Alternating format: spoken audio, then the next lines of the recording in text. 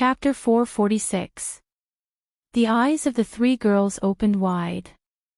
Seeing the chestnut cake in front of the emperor being sent to Chen Ning, they couldn't help revealing looks of jealousy in their eyes. Chen Ning slightly opened her lips and stared at the chestnut cake in front of her.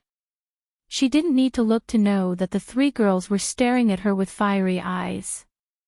What did Imo Chuan mean by this? Could it be that he didn't know that this action of his was equivalent to creating three large problems for her? She just wanted to silently watch the show, but now the situation had completely changed. The spearheads of the three girls were all aimed at her. Xiao Si, this rose soup is not bad, send it over to the princess. Imo Chuan put down the bowl of soup in his hand and Xiao Si immediately picked it up, sending it over to Chen Ning. Even Empress Dowager Zhou could not remain calm this time. Her eyes stared right at Imo Chuan, wanting to see what kind of medicine he was selling. Imo Chuan seemed like he did not notice Empress Dowager Zhou's anger at all. He looked up and suddenly revealed a smile at Chen Ning. This smile was like the clouds in the sky, looking incomparably brilliant. Chen Ning almost threw the bowl of soup in front of her at his face. The three girls almost began to cry.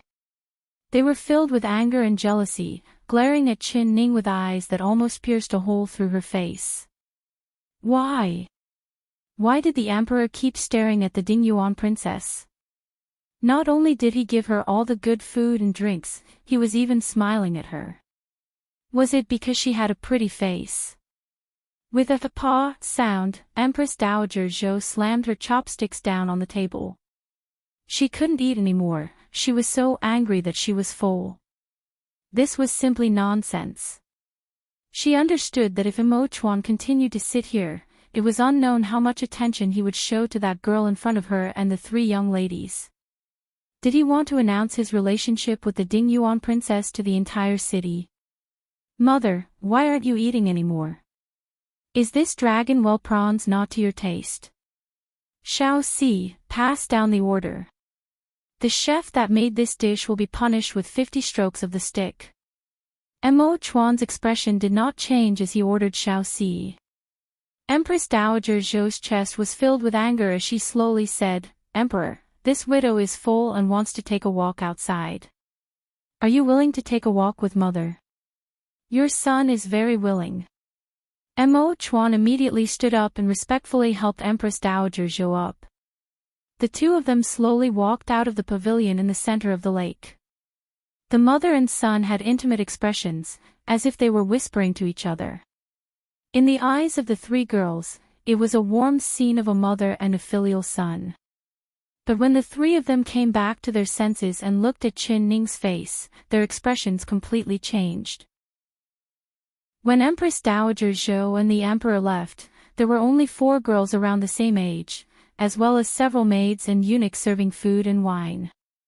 Lu Wanting's eyes turned and she said with a smile, the Empress Dowager and the emperor are not here, so us sisters can talk among ourselves.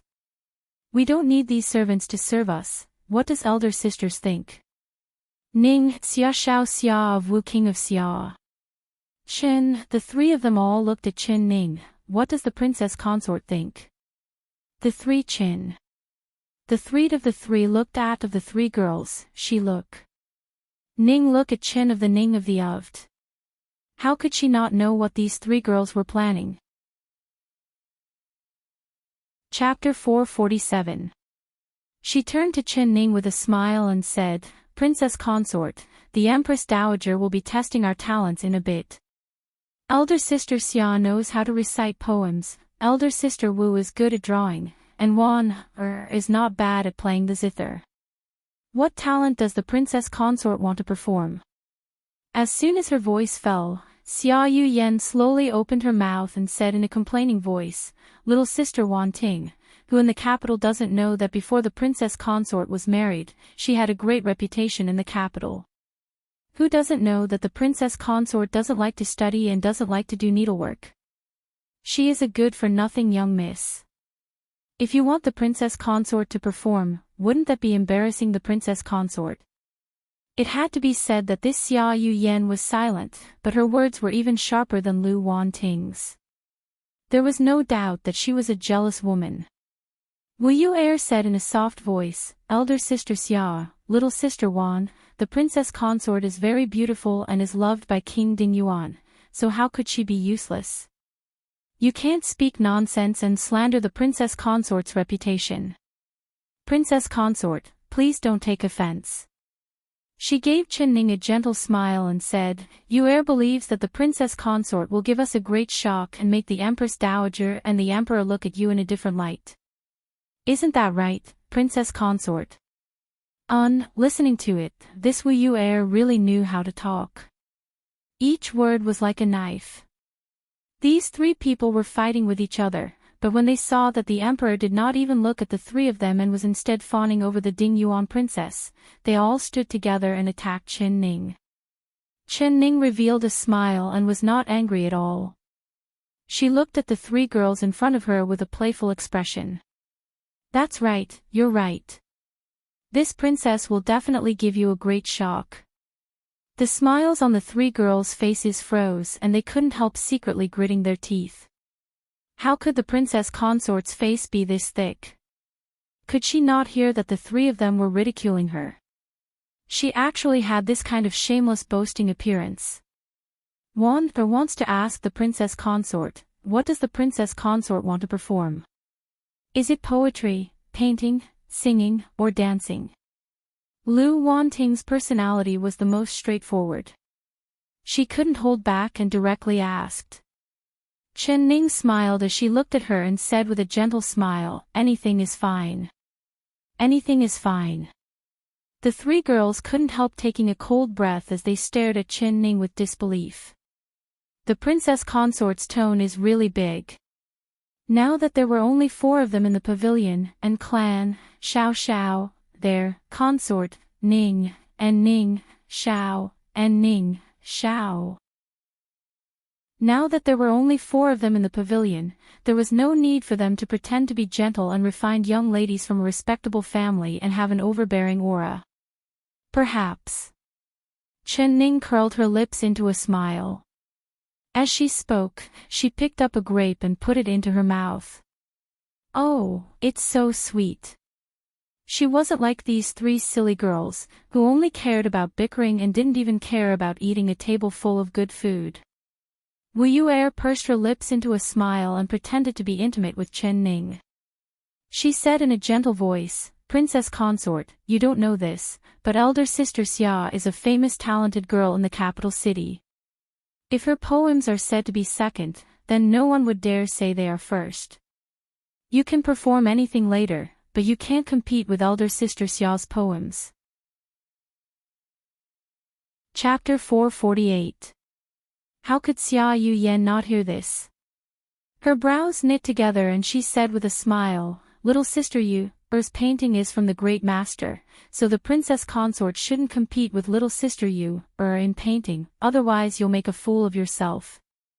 The 3 of them spoke back and forth, mocking each other while also shooting at Chen Ning. Chen Ning was still smiling the entire time, eating while listening. It was like the 3 of them were not mocking her, but rather praising her. From time to time, she would deliberately add vinegar to provoke the 3 of them, causing the 3 of them to fight endlessly like 3 fighting hens. The quarrel between the 4 of them in the pavilion fell into the ears of Empress Dowager Zhou and Mo Chuan in the flower garden. When Empress Dowager Zhou heard the 3 girls' mouths getting fiercer and uglier, her face became uglier and uglier. It was so dark that it almost dripped water. She stared at the 3 of them for a long time. Seeing that the 3 of them were becoming more and more outrageous, she couldn't listen anymore and angrily turned to leave. "Emperor, what is the meaning of this?" She heard Mo Chuan's footsteps behind her and suddenly stopped. She turned around and angrily glared at Mo Chuan. Mo Chuan also stopped and calmly looked at Empress Dowager Zhou. "What is mother asking? Your son does not understand. Stop pretending to be confused for this widow. You deliberately fawned over that lass during the banquet, didn't you want these 3 girls to be jealous of her? You were purposely trying to embarrass them in front of that girl, isn't that right? Empress Dowager Zhou said in a sharp voice. Mo Chuan calmly replied, your son just wanted mother to clearly see what it means to do one thing in front of others and another behind their backs. If your son didn't do this, how could mother see such an interesting show? How presumptuous. This widow does not want to watch a show. These 3 girls are all talented and beautiful daughters of large families, any one of them is over 100 times better than that girl. This widow wants to choose a virtuous and talented empress for you, not a good-for-nothing idiot. Emperor, do you dare come back with this widow? This widow will let that girl compete with these 3 girls and see who will embarrass themselves and who will be the idiot. Empress Dowager Zhou coldly said. She did not mind what had just happened. When she entered the palace in her teens, she had also said those words to those girls in the past. She had also been mocked by others, so it didn't matter at all. She was just angry that Mo Chuan was always on Qin Ning's side, wholeheartedly favoring her. Then she would open her son's eyes and see that the girl he liked was just an embroidered pillow. Your son is very happy. Mo Chuan nodded without even thinking and revealed a confident smile on his face. A girl that he liked must be unique in this world, how could she be as useless as Empress Dowager Zhou said? If this girl loses to those 3 girls, what will you do? Empress Dowager Zhou asked. Then this minister will listen to mother's decision. Whoever mother wants your son to marry, your son will marry. Mo Chuan seemed like he already guessed that Empress Dowager Zhou would say this, so his reply was very straightforward. Very good, a ruler doesn't lie. Empress Dowager Zhou was finally satisfied. She was waiting for Mo Chuan to say this. Her dark face revealed a smile and she pulled Mo Chuan's hand. Come, let's go back to the pavilion in the center of the lake. Mo Chuan stood there without moving. Mother, if Ning wins, then what? Chapter 449. The Empress Dowager and the Emperor have arrived. With the clear voice of the eunuch, Empress Dowager Zhou and Mo Chuan slowly walked into the pavilion in the center of the lake. Qin Ning was feeling very bored. Don't look at how the 3 girls looked smart, they were all stupid. Even their mocking words were the same, without any new tricks, she was already tired of hearing it. Seeing that Empress Dowager Zhou and Mo Chuan had finally returned, she was instantly filled with energy. Have you all finished eating? Empress Dowager Zhou had a kind and gentle expression as she looked at the 4 girls in the pavilion with a smile. Finally her eyes fell onto the table in front of Qin Ning and her eyes froze. Without a doubt, she had not been idle when they were bickering. There was a pile of melon shells on the table. She raised her hand and the eunuchs and maids came in, taking away the food on the table. Then they placed down a purple-red cloth, as well as a brush, paper, and various paints. The expressions of the 3 girls instantly became nervous, knowing that the main event of the day was about to begin. Empress Dowager Zhou sat in a chair as Su Jin served tea. She picked up the lid of the teacup and gently plucked the floating leaves off it. She slowly took a sip and put the teacup on the table. The 3 girls held their breaths the entire time, looking at Empress Dowager Zhou without blinking. Their hearts were beating fast, filled with nervousness and excitement. They had waited for this moment for a long time and finally had a chance to show their faces in front of the emperor. They had to grasp this chance and firmly attract the emperor's gaze onto them. The 3 of them slightly lowered their heads. Their cheeks were flushed with excitement, but their expressions were dignified. Empress Dowager Zhou's eyes looked over the faces of the 3 girls before falling onto Xia Yuyan. Just now, when I was walking with the emperor in the garden, I saw hundreds of flowers in full bloom, bees and butterflies dancing in the air. It was a scene of spring. Miss Xia, you have the reputation of being the most talented woman in the capital. Seeing such a beautiful scene, I'm sure you will be inspired to write a poem. Would Miss Xia be willing to compose a poem to add a touch of color to this beautiful spring scenery? She finally opened her mouth and the first thing she mentioned was Xia Yuyan's name. Xia Yuyan looked down, hiding the excitement in her heart. She gracefully stood up and bowed down to Empress Dowager Zhou and Imo Chuan, speaking in a voice as sweet as an aureole. Yuyan is willing. She was secretly grateful that Empress Dowager Zhou had given her the chance to show her face. As long as she made a good poem, would she be afraid of not attracting the emperor's gaze? She was confident in her own beauty and even more confident in her own talent. Lu Wanting bit her lips and suddenly said, Empress Dowager, one has heard of Big Sister Xia's talent and heard that Big Sister Xia can compose a poem in 7 steps. Why doesn't Empress Dowager have Big Sister Xia compose a poem in 7 steps and praise the spring scenery? Dowager Zhou. Xia Yuyan. Xia Yu family Xia Yu Ming. Xia Yuyan's expression changed and she looked at Lu Wanting with eyes filled with hatred. Lu Wanting smiled and clapped her hands, revealing an innocent look. Then she smiled and said, That's right, that's right. Empress Dowager, when you and the emperor were admiring the flowers, elder sister Xia made a bet with the princess consort, saying that they would compete in poetry. If elder sister Xia can compose a poem in 7 steps, then the princess consort can as well. Ning, Dowager, and Ning. Chapter 450. Oh. So when this widow left, such an interesting thing happened? Ning, I never thought that you would also know how to compose poems and want to compete with Miss Xia. Good, good, this widow and the emperor can have a feast today and enjoy the poems of 2 talented women from my West Chu country. Empress Dowager Zhou pushed the boat with the current. After saying this, she looked at Imo Chuan with a smile and patted the back of his hand. With a smile, she said, Emperor, let's discuss it together in a bit. Imo Chuan's face was a bit ugly.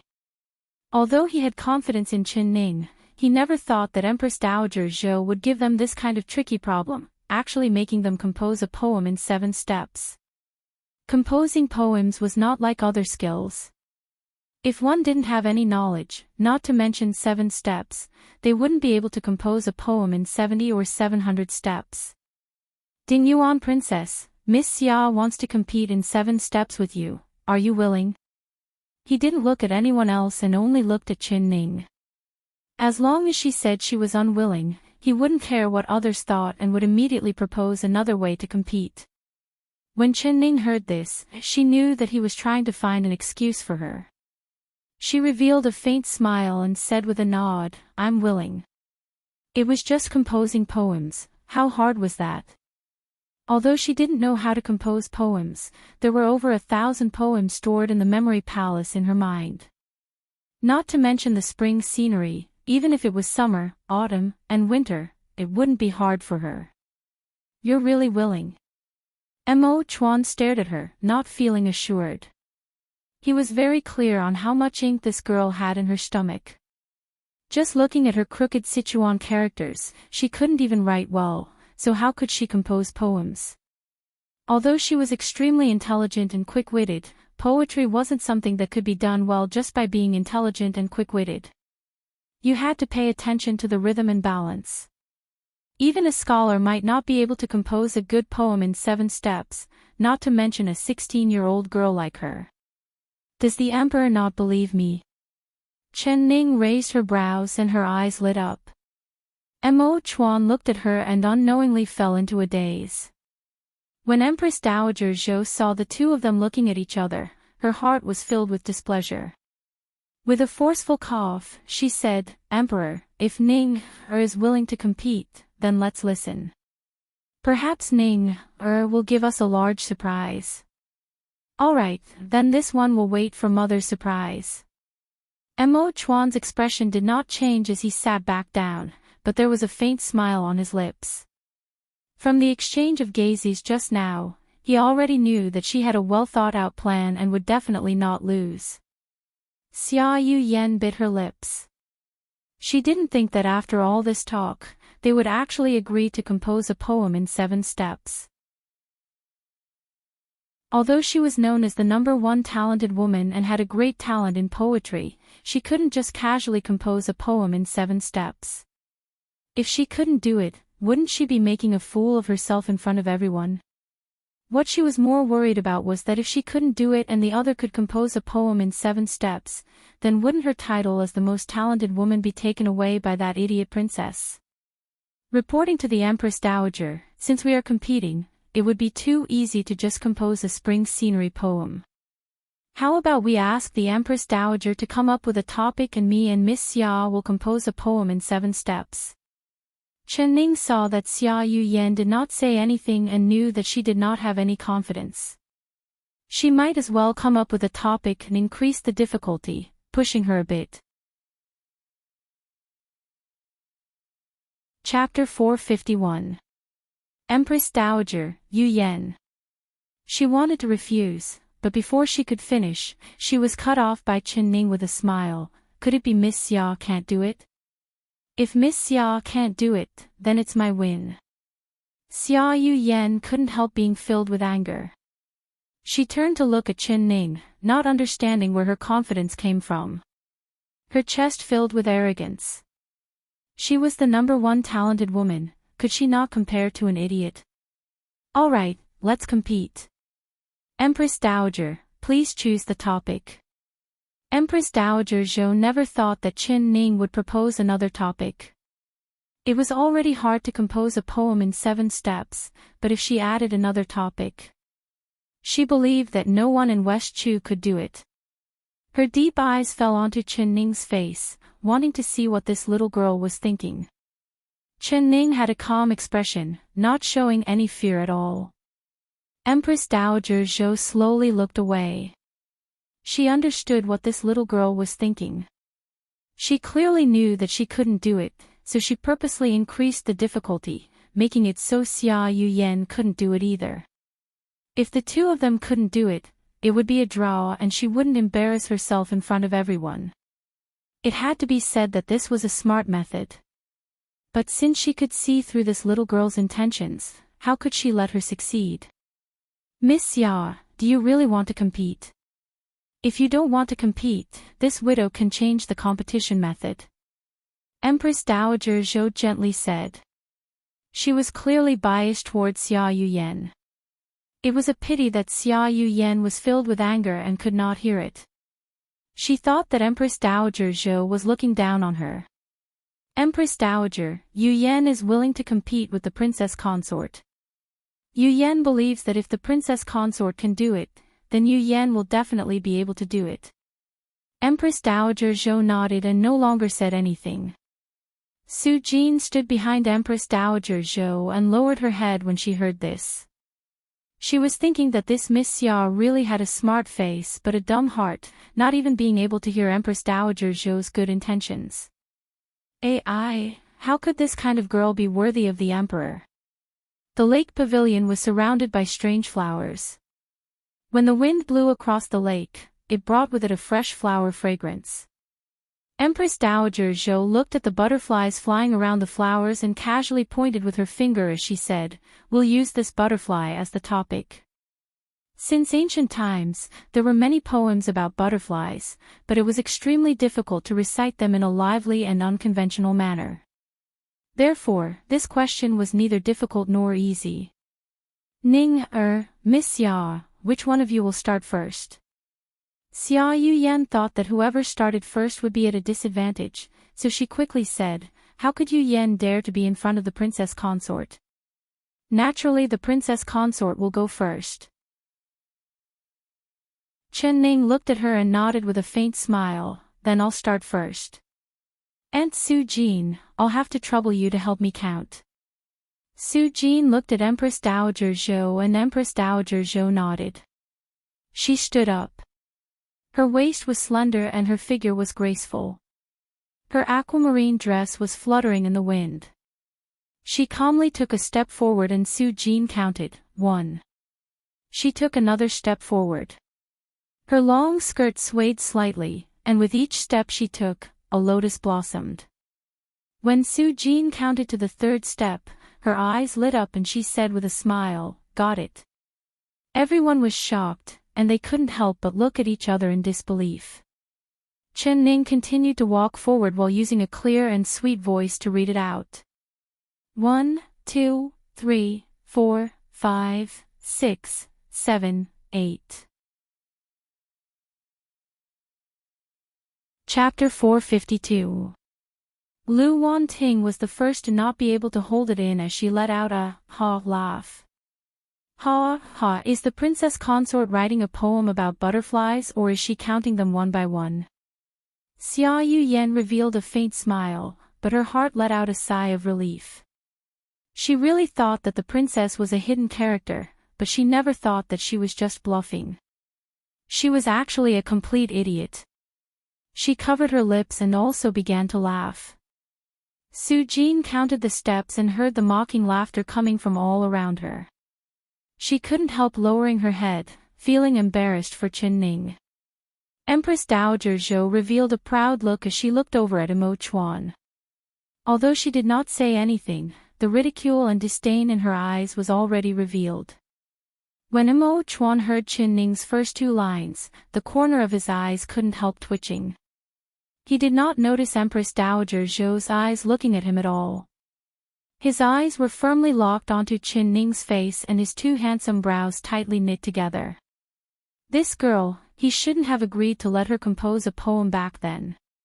She couldn't even write words, so how could she compose a poem? What should he do? He had to think of a way to make this competition not count. Emperor, calm down. Don't disturb Ning Er's thoughts. Empress Dowager Zhou had already guessed Imo Chuan's thoughts. She thought that as long as she was here, this son of hers wouldn't be able to play any tricks in front of her. Chen Ning ignored the ridicule coming from all around her, but the smile on her face did not decrease at all. She continued to take a step forward and read the third line. 9, 10 flying gracefully. Su Jin had already counted to 6 at this time. Woo, this line had a bit of a poetic meaning to it. Unfortunately, it was too late. Empress Dowager Zhou picked up the teacup and brought it to her lips, unable to hide the pride in her eyes. Disappearing into the yellow flowers. At this time, Chen Ning finished her last line and Su Jin had just counted to 7. It really was a poem in 7 steps. Empress Dowager Zhou coughed out a mouthful of tea and she couldn't help violently coughing. Su Jin quickly patted Empress Dowager Zhou's back. Imo Chuan's eyes suddenly lit up. He looked at Chen Ning with eyes filled with shock and admiration, as well as an indescribable emotion. That fiery and bright eyes made Chen Ning's face turn a bit red. Good poem, good poem. Imo Chuan was the first to clap his hands in praise. This was the first time he had heard such a poem. The first 3 lines could be said to be extremely ordinary, but the divine turn in the last line was like a dragon's finishing touch, immediately making the 3 ordinary lines come alive. When these 4 sentences were put together, they vividly depicted a scene of a yellow butterfly flying through flowers. It was both easy to understand and catchy. Mother, what do you think of the Ding Yuan princess poem? He asked Empress Dowager Zhou despite knowing the answer. Empress Dowager Zhou finally stopped coughing and her old face turned red. She angrily glared at Imo Chuan, but her heart was filled with shock. She closed her eyes and silently thought back to Chen Ning's poem in her heart. 1, 2, 3, 4, 5, 6, 7, 8, 9, 10, flying gracefully, disappearing into the yellow flowers. There wasn't a single word butterfly in the entire poem, but it made people applaud it. Especially the last sentence, the scene of a yellow butterfly flying into a cluster of flowers was described vividly. She slowly opened her eyes and gave a slight nod to Chen Ning. Good job, very good. Chapter 453. The faces of Xia Yuyan and the other girls all changed. Their eyes were filled with disbelief as they looked at Chen Ning. Especially Xia Yuyan. It was like she had been hit in the head and she instantly became listless. This kind of poem, not to mention she couldn't write it in 7 steps, even if she was given 7 days, she still wouldn't be able to write it. Miss Xia, it's your turn now. Chen Ning turned around and looked at Xia Yuyan with a smile. I. Xia Yuyan bit her lips until they turned white. Finally her face turned red as she lowered her head. I can't do it, I admit defeat. The last 3 words were as soft as a mosquito, almost inaudible. Lu Wanting saw her make a fool of herself and her heart filled with joy. She deliberately repeated it in a loud voice. Big Sister Xia, what did you just say?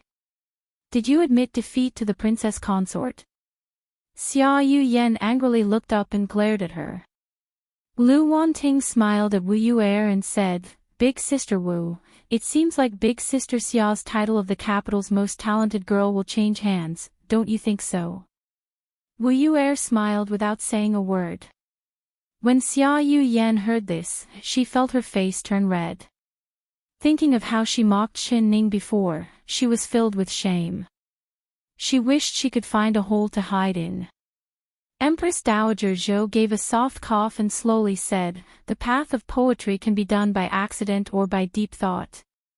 In terms of quick-wittedness, the Ding Yuan princess is indeed a bit better, but Miss Xia's fame is not undeserved.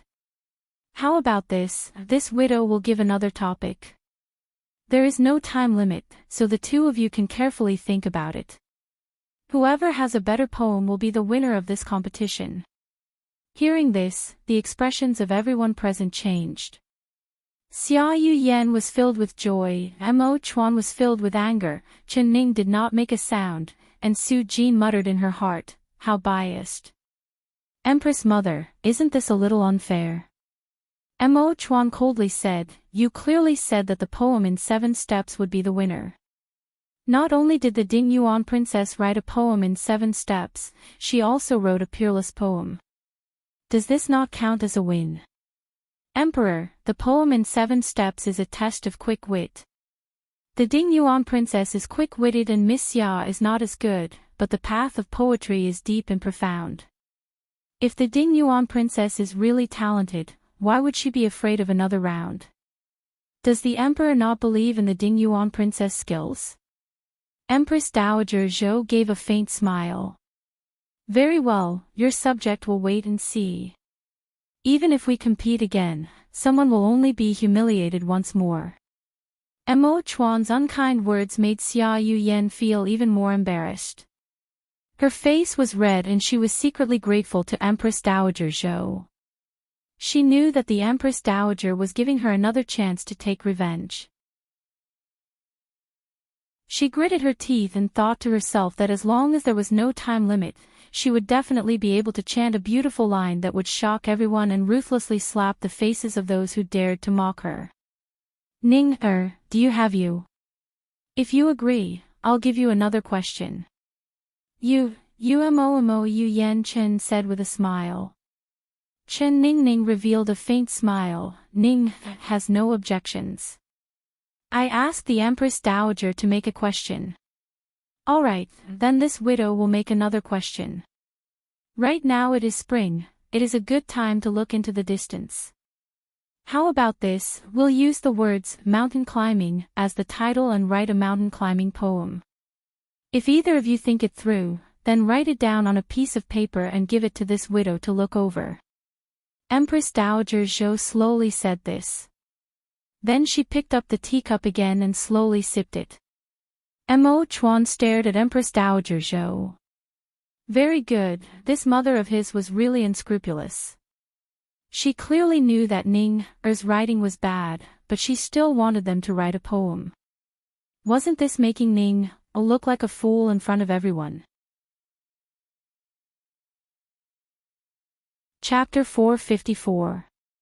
At this time, the maids had already prepared 2 pieces of snow-white paper and had prepared a pool of ink.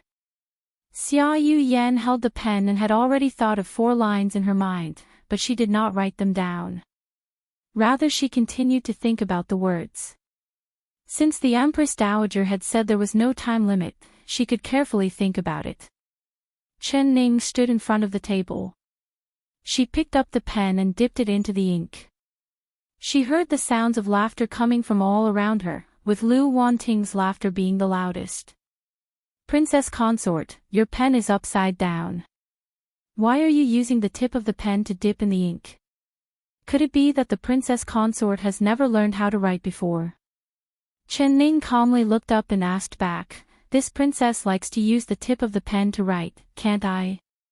Lu Wanting was stunned, but then she covered her lips and said with a smile, the Princess Consort can use whatever she likes. Very good. Chen Ning threw the pen away and dipped her finger in the ink. She began to write word by word on the paper. After a while, she had finished writing. At this time, Xia Yuyan had also finished writing 4 lines. Her words were very beautiful, just like her. She took the initiative to show the poem she had written to Empress Dowager Zhou. This is Yuyan's mountain climbing poem. I asked the Empress Dowager for guidance. Empress Dowager Zhou liked the beautiful flower hairpin small script when she saw it. Looking at the poem she had written, it was very neat. Although there weren't any outstanding lines, it was very fresh and graceful. She nodded and praised, good poem, truly worthy of being the #1 talented woman. Emperor, what do you think of this poem?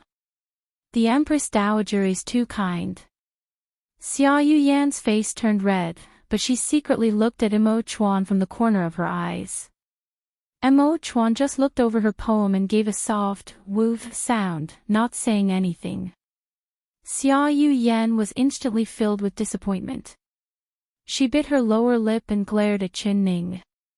Empress Dowager Zhou gave the poem in her hand to Su Jin with a faint smile. Miss Xia is very talented, being able to write such a good poem. Take this and give it to everyone to judge, otherwise someone will say that this widow is biased. Emperor, don't you think so? Emo Chuan gave an unhappy snort, but his deep eyes looked over at Chen Ning.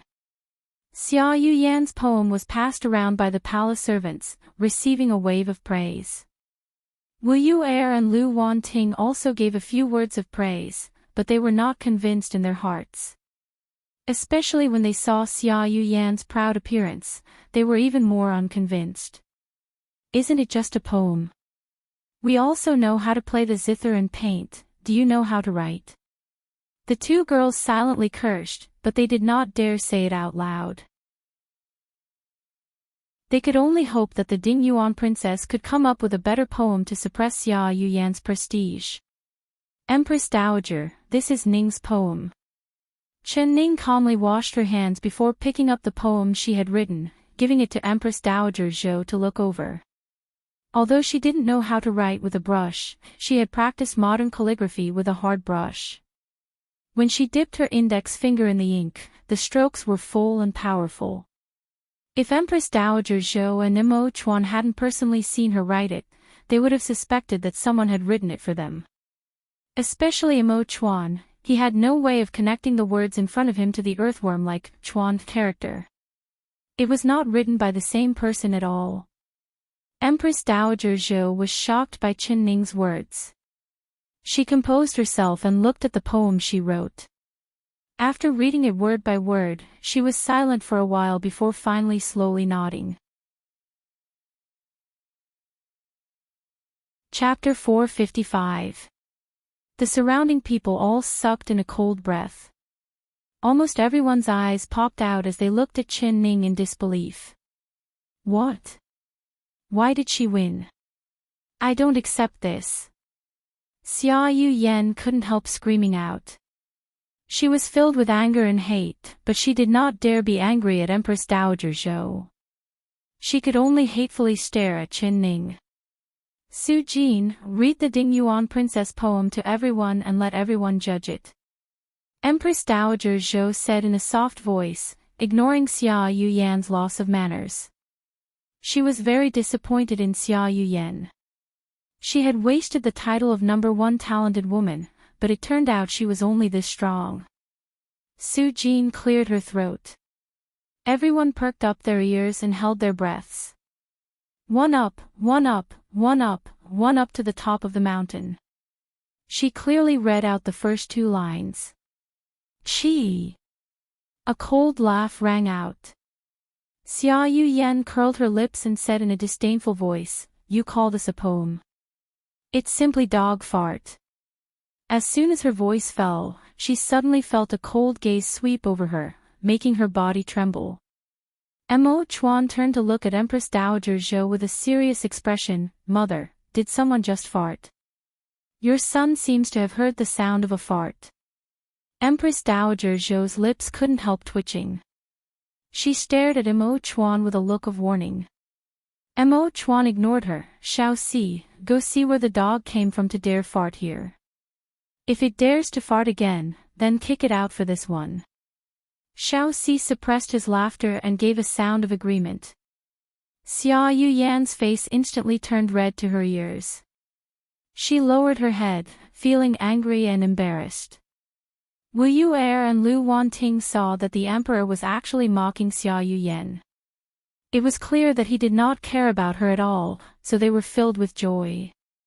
Without a strong opponent like Xia Yuyan, they had a bit more confidence in winning the emperor's will today. Su Jin, continue reading. Empress Dowager Zhou sighed in her heart again. She was too lazy to even look at Xia Yuyan. She really was a fool that couldn't be helped. She had truly wasted her attention on her. "Yes, Empress Dowager." Su Jin's voice was clear as she continued to read the last two lines. "Raise your head to the red sun and white clouds, looking at the 10,000 miles of mountains and rivers." The scene was silent for a moment, and then there was a burst of loud cheers. Most of the people listening to this poem could not understand what it meant. They just felt that Qin Ning's poem was easy to understand, especially the last two lines. It was filled with a majestic aura and was even more pleasing to the ears than Xia Yuyan's poem. Xia Yuyan once again received a critical hit of 10,000 points. She no longer had the arrogance she had before. She hung her head like a defeated rooster. Lu Wanting clapped her hands and praised, "The princess poem is very good. These last two lines are very grand and powerful. It is even better than elder sister Xiao's poem." "Elder sister Wu, don't you think so?" Wu Yu'er pursed her lips and said, "This is natural." Xia Yuyan suddenly raised her head and glared at the two of them. She did not hate Qin Ning because she was not as talented as her, but she hated Lu Wanting and Wu Yu'er for hitting her when she was down. "Princess consort, your mountain climbing poem is very grand. Yu Yan cannot compare to you. You are 100 times more talented than me, so Yu Yan wants to ask the princess consort how to write a good poem in the future. I hope the princess consort can give me some pointers." Xia Yuyan walked in front of Qin Ning and sincerely bowed down. Chapter 456. Miss Xia is too polite. I don't know how to make any poems, I just made up a few sentences. In terms of talent, Miss Xia is much better than me. Qin Ning smiled as she helped Xia Yuyan up. She was speaking the truth, but when everyone heard it, they felt that she was being modest. She really had a broad mind. This kind of bearing could not be compared to Xia Yuyan at all. Empress Dowager Zhou's eyes silently fell on her face for a while. She felt like she had misjudged. This Ding Yuan princess did not seem like an idiot. Just looking at the two poems she made, one was ingenious and the other was majestic. Even a scholar would not be able to make something like this. She couldn't help but feel a little dispirited about the next two matches. Because as long as she saw the emperor's eyes on the Ding Yuan princess, she would know that all of her efforts had been wasted. She wanted to use Xia Yuyan's talent to suppress Qin Ning, making Qin Ning expose herself. When the emperor found out that she was useless, he would naturally give up on her. But she never thought that things would be the opposite. Not only did her careful planning not make Qin Ning depressed, it made her even more radiant. Empress Dowager Zhou was clear in her heart that these two poems would quickly spread and become a masterpiece. At that time, the rumor that the Dingyuan princess was an idiot would be destroyed. Perhaps the title of the capital's most talented woman would fall on her head. Woo! It was like she had smashed her own foot with a rock. Empress Dowager Zhou stared at Qin Ning. She felt like she should be very angry, but her heart unknowingly filled with praise and appreciation. With this kind of breadth and bearing, as well as being this young, even she in the past could not compare to her. Her staring eyes made Qin Ning feel a bit embarrassed. She muttered in her heart, why was this old lady staring at her? She couldn't have heard these two poems, right? Mother! Mother! Mo Chuan called out to Empress Dowager Zhou twice before she came back to her senses. Emperor, what do you want to say? Your son wants to ask Mother, do we still continue with the competition? Mo Chuan said with a faint smile. It had to be said that Qin Ning's two poems not only shocked Empress Dowager Zhou, it also gave him a large pleasant surprise. He did not care if Qin Ning knew how to compose poems or write lyrics, but seeing her shine in front of everyone, he felt proud. Empress Dowager Zhou wanted to say there was no need to compete. But seeing Mo Chuan's proud eyes, she changed her mind. Of course we have to compete. I have long heard that your painting skills are outstanding. Are you willing to paint one today so that I and the Emperor can feast our eyes? Empress Dowager Zhou looked at Wu Yu'er with a smile. Wu Yu had been itching to give it a try and had been waiting for this opportunity. She gracefully stood up and bowed down. Yu-er is willing. May Empress Dowager set the question? Empress Dowager Zhou said with a smile, we'll use the surrounding scenery as the theme. You can draw whatever you want, whether it's people or scenery, it's up to you. She turned to Qin Ning with a smile. When this widow was chatting with the Emperor just now, he praised your paintings. He said that your paintings are very vivid, with birds flying and fish swimming, so this widow really wants to see it. How about you draw one as well and let this widow and the Emperor evaluate it together? Qin Ning smiled and turned to Qin Ning. Chapter 457. When did he say this? Mo Chuan never would have dreamed that Empress Dowager Zhou would trick him in front of everyone. Even if he wanted to explain, he couldn't. He couldn't say that he didn't say it in front of everyone, right? He could only swallow his anger. Qin Ning angrily glared at Mo Chuan and bit her lips. Was he trying to trick her to death? When had he ever seen her painting? Are you willing?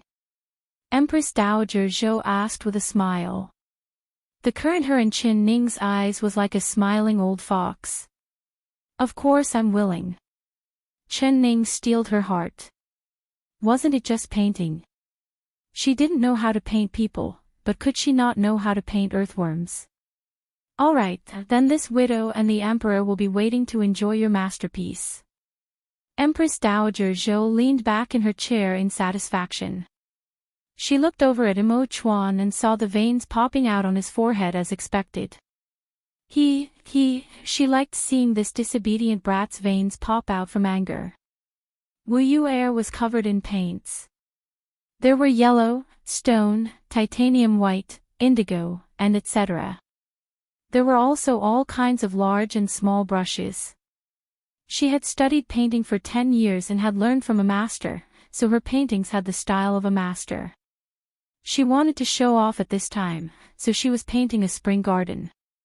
There were distant mountains, trees, flowers fluttering in the wind, butterflies, swallows, and people enjoying the flowers. Just looking at the structure, it could be seen that this was a very large painting. Only to finish this painting, it was not something that could be done in a short period of time.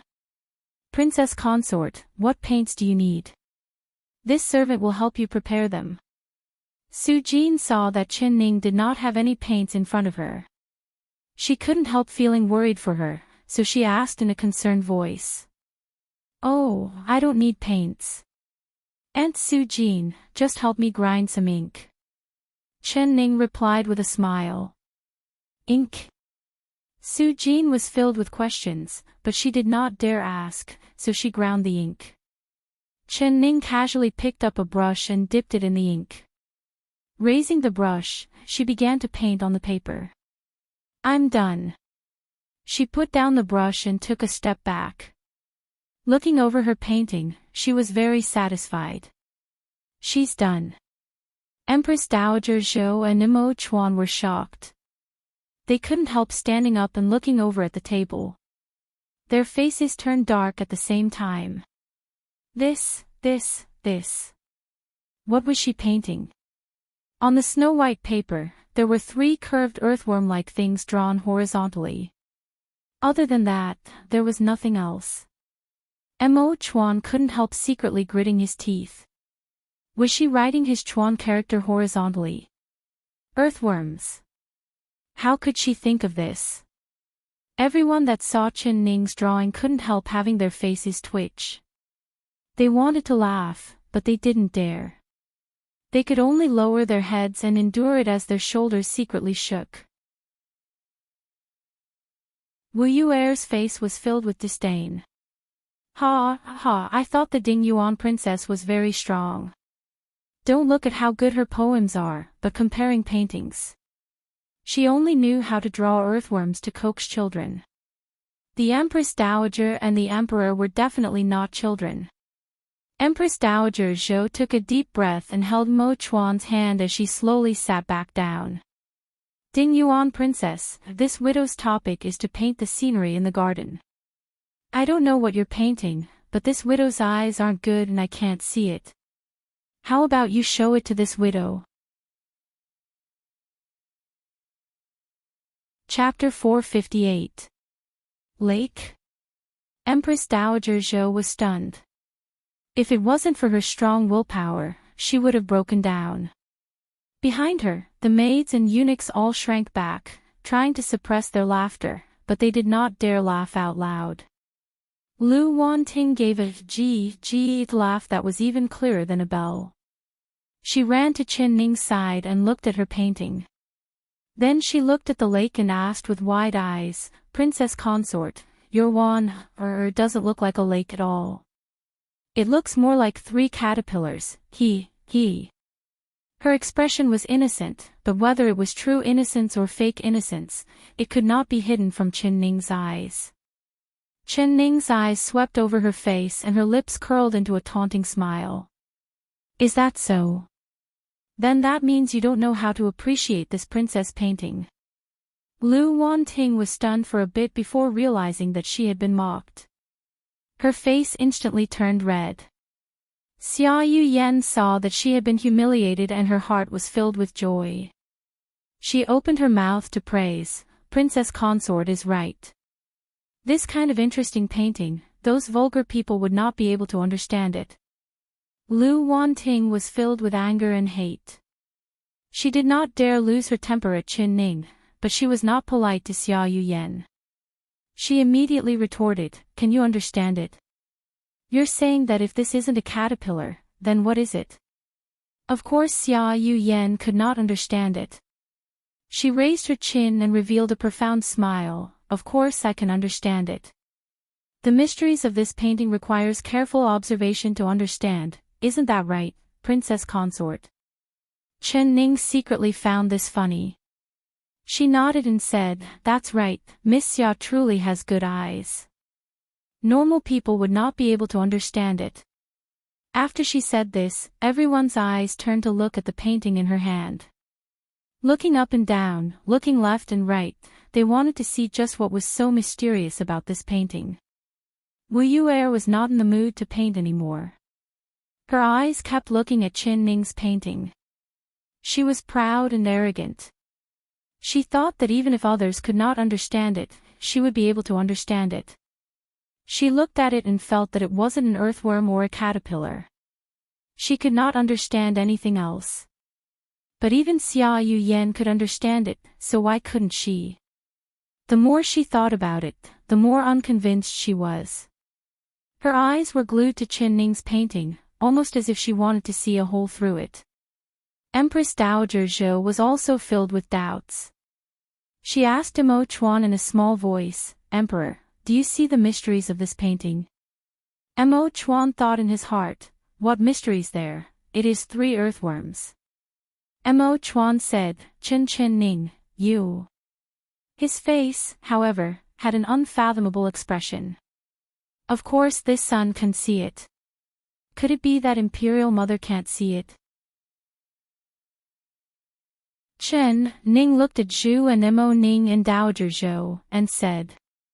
After she said this, Zhou, Dowager Zhou, s emote, and, s look, she, and, I said, I.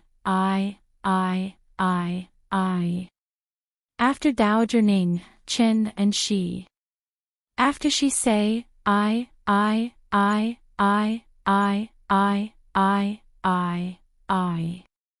After. Now everyone was looking at Qin Ning, waiting for her to reveal the mysteries of the painting.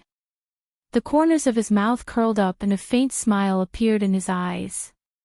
He wanted to see what this weird girl was going to say. Chapter 459.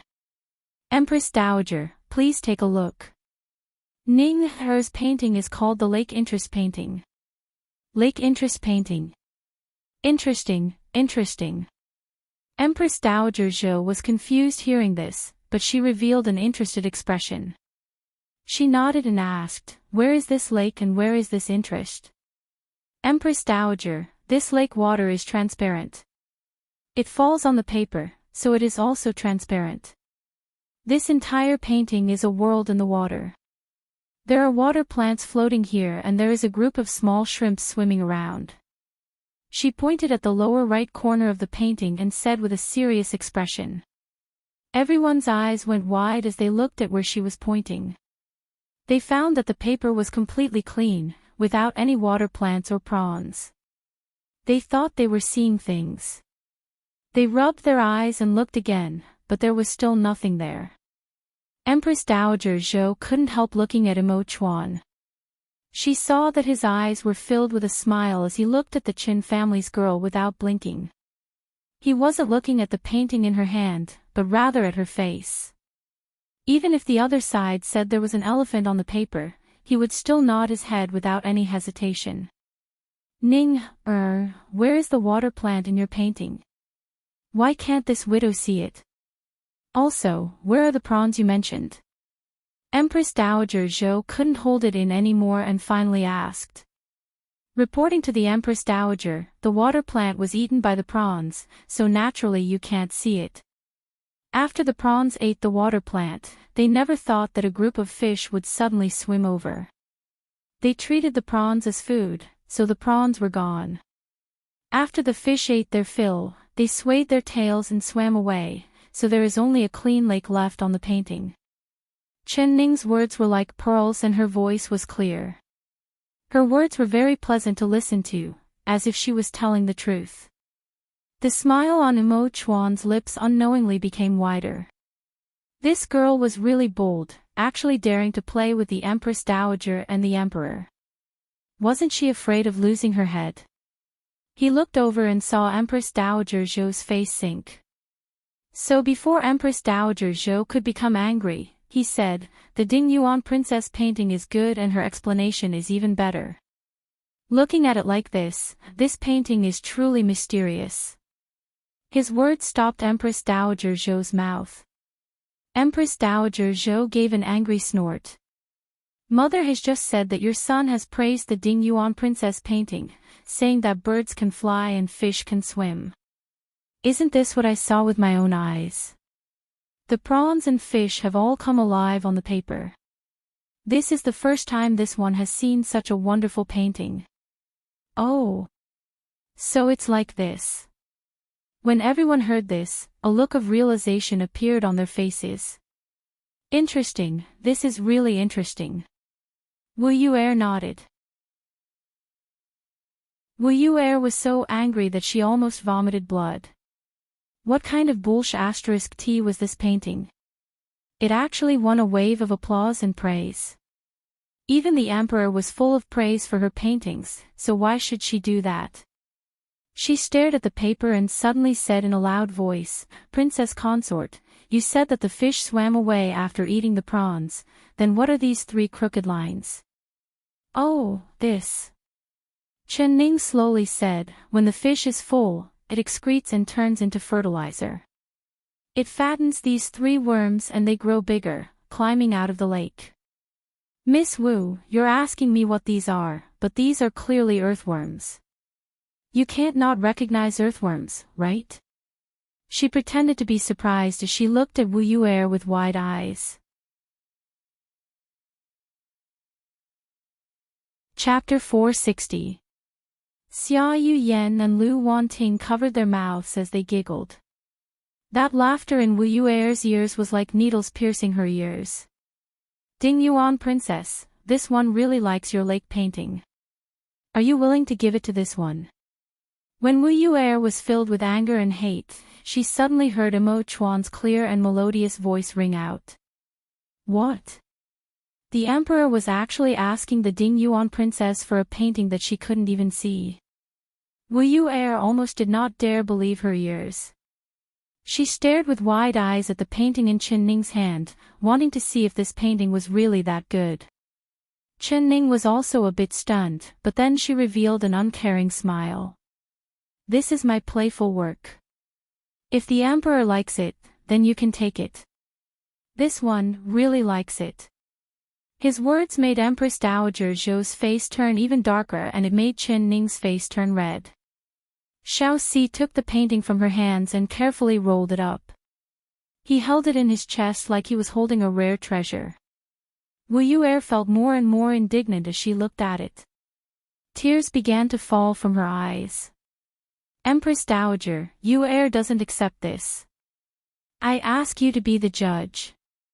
Is Yu'er's painting better or is the princess painting better?" Wu Yu'er's eyes were filled with tears and she had a pitiful expression as she kneeled down in front of Empress Dowager Zhou. She saw the emperor wholeheartedly favoring Qin Ning and her heart had already turned cold. Her only hope was to obtain the Empress Dowager's recognition and support.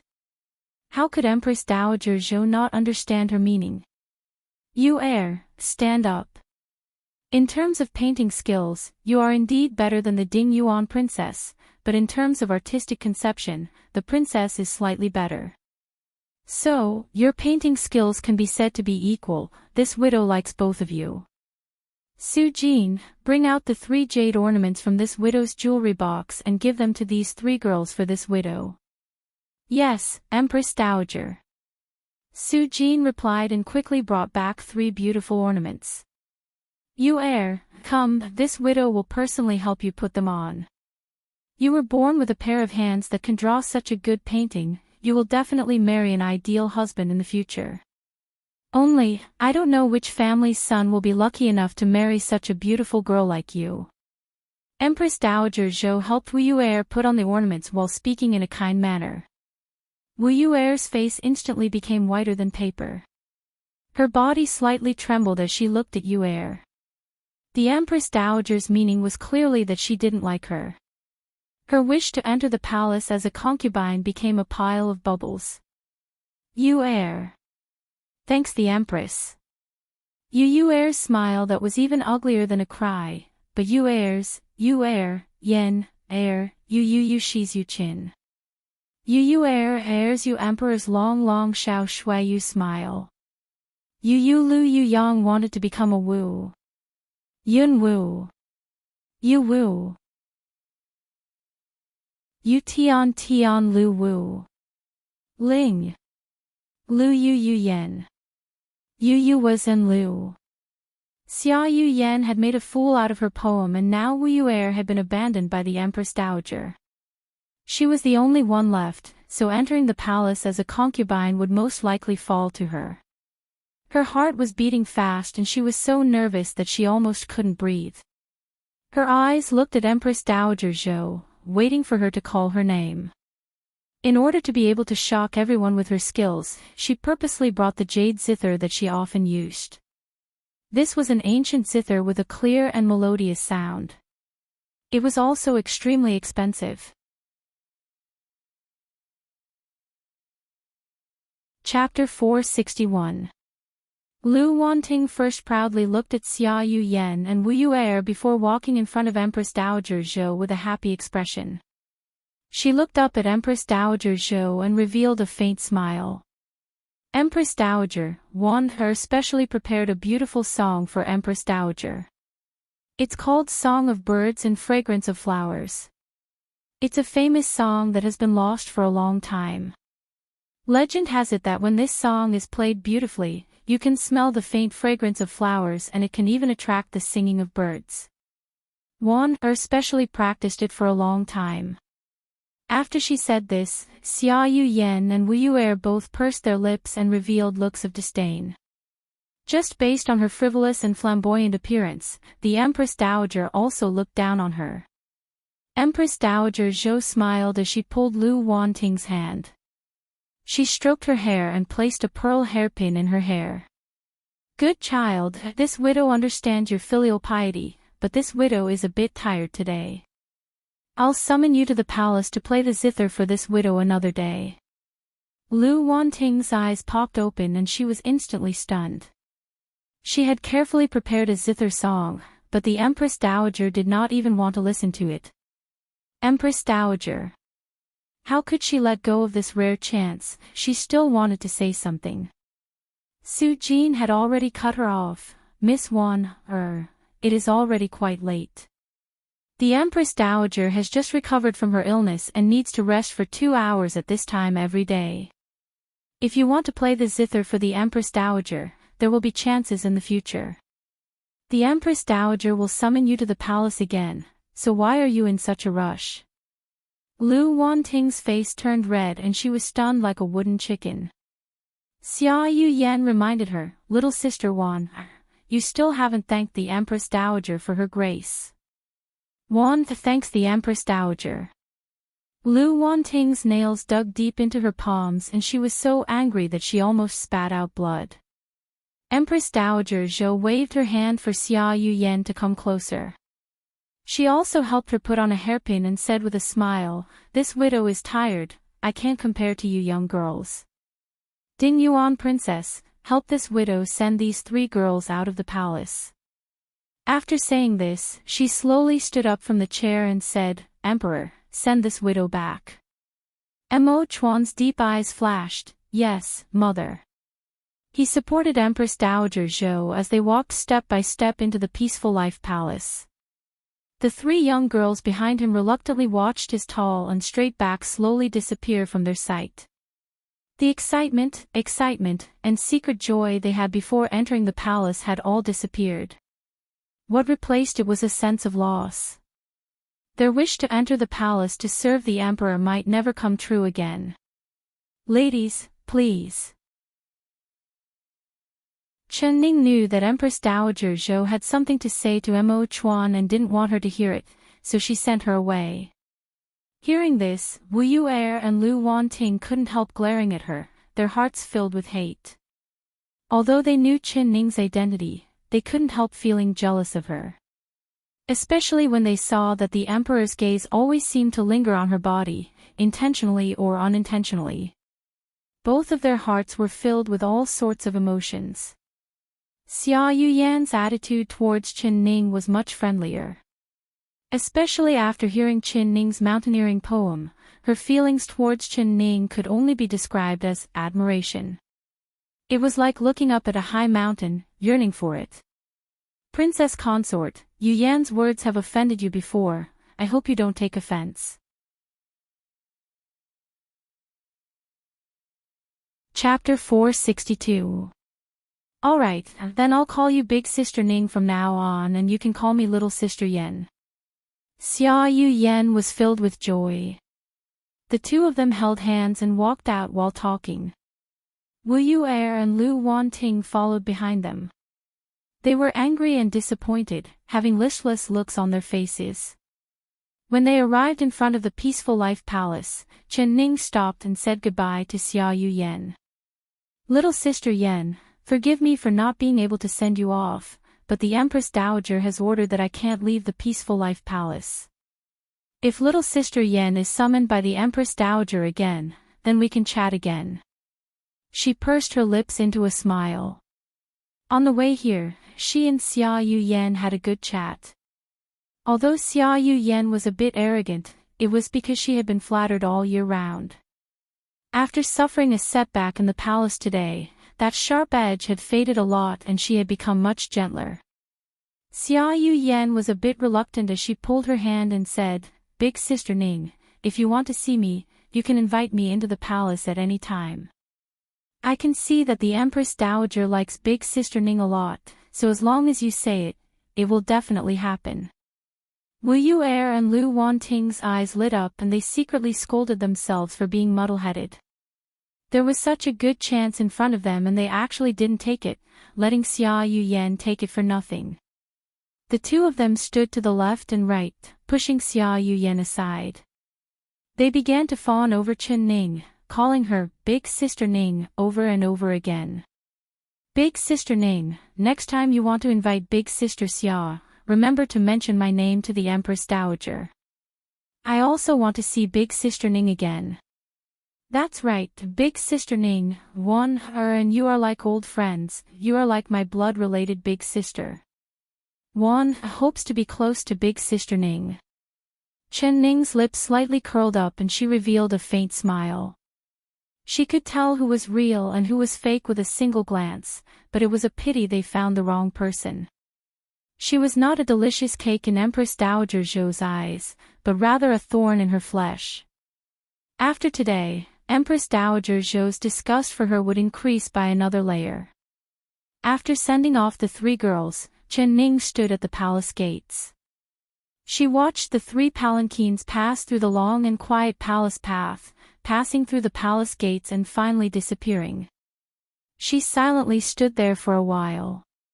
She estimated that Empress Dowager Zhou and Nimo Chuan should have finished speaking, so she slowly turned around and walked into the palace. Suddenly, he heard hurried footsteps coming from the palace path. Your Highness, Your Highness.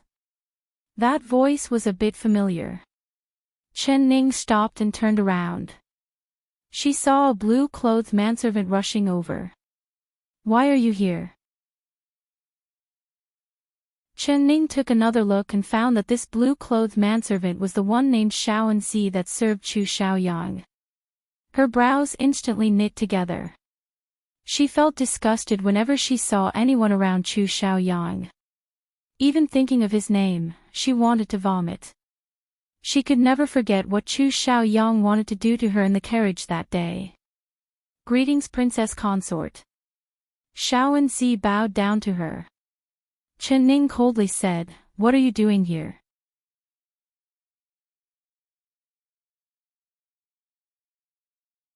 Chapter 463. Chen Ning did not take it and said with an expressionless face, There's no need, the Empress Dowager is very good to me and I don't lack anything here. Take this back and tell him not to send any gifts in the future, I'll just throw one away. After she said this, she turned to leave. Princess Consort, this is a gift from His Highness. His Highness said that it's fine if you don't take it, but you can take a look. If you don't take a look, perhaps you'll regret it for the rest of your life. Shaoanzi's voice came from behind her. It was still that humble and careful, but it made Chen Ning feel a chill run down her spine. She turned around and saw Shaoanzi holding a fist-sized box in his hand. It was square and he was holding it high up. What is this? She stared fixedly at the brocade box and walked over step by step. When she picked up the brocade box, she felt that it was light, but her heart sank. For a moment, she didn't dare to open it to take a look. This servant does not know. This servant's words were all taught to this servant by His Highness. His Highness said that this gift can only be seen by the Princess Consort. If a second person knew about this, then His Highness would destroy this gift. Xiao Quanzi kneeled on the ground and said without raising his head.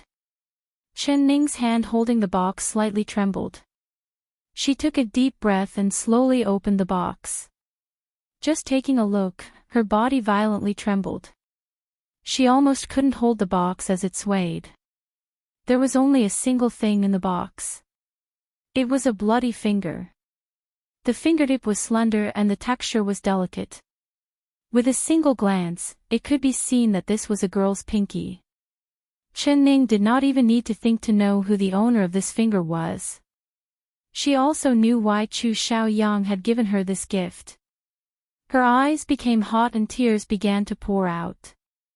Her legs became weak and she swayed, almost falling over. Princess consort, be careful. Xiao Quanzi quickly jumped up from the ground and grabbed her arm. He also took the box from her hands and put it into his chest. At the same time, he whispered in her ear, His Highness told this servant to tell the concubine that he will be waiting for the concubine in the flowing cloud pavilion.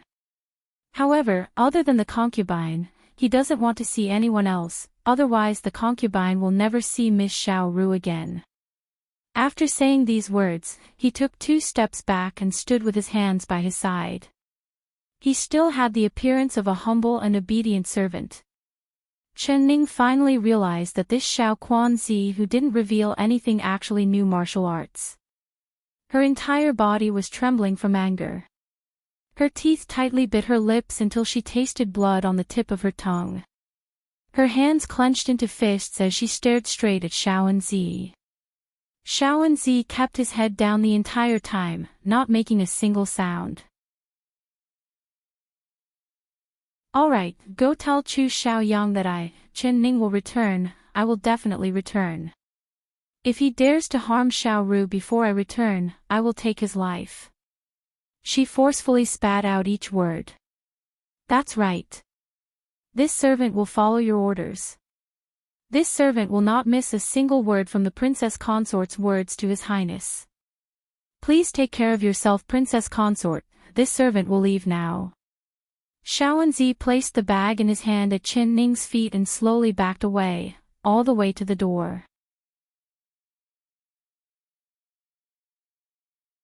Chapter 464. Her mind went blank and all she could see in front of her was that bloody finger. Her body began to tremble. She closed her eyes and the tears she had been holding back began to fall once again. Xiao Ru. Xiao Ru. I've harmed you. It's all because I've harmed you. She silently shouted in her heart. She opened her mouth, but it was like her throat was hoarse. She couldn't say a single word. She walked aimlessly, her eyes misty with tears. She had no idea where she was going. Princess consort, please wait. The Empress Dowager has ordered that you are not allowed to take a single step out of the palace. Suddenly, a black-clothed figure appeared from the side and bowed to her, blocking her path. Chen Ning calmed herself down and raised her sleeve to wipe her tears. She found that there was a black-clothed guard in front of her and in a daze, she almost mistook him for Mo Chuan. She finally saw that she was in front of the Peaceful Life Palace again. So she nodded and turned to walk in. Calm, she had to be calm. She couldn't lose her composure. She kept telling herself in her heart, but how could she calm down? Only she knew how important Xiao Ru was to her. Seeing that finger, it was like a piece of flesh had been dug out from her body. It was a bone-piercing pain. Chu Xiaoyang. You actually dared to hurt Xiao Ru and you even used her life to threaten me. Good, very good. I, Chen Ning, swear that I will make you regret this. She took a deep breath and tightly clenched her fists. She could feel all the blood in her body surging. Because of her anger and excitement, her body began to tremble again. However, her back was straight and her eyes revealed a determined look as she walked forward step by step. The moment she turned around, she had already made a decision. Ning, what's wrong? Suddenly, she fell into a warm and firm embrace. That familiar scent wafted into her nose, causing the dried tears in her eyes to once again flow out.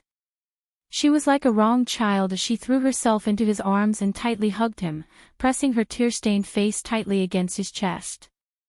Mo Chuan's arms couldn't help tightening and his dark eyes became deep and dark.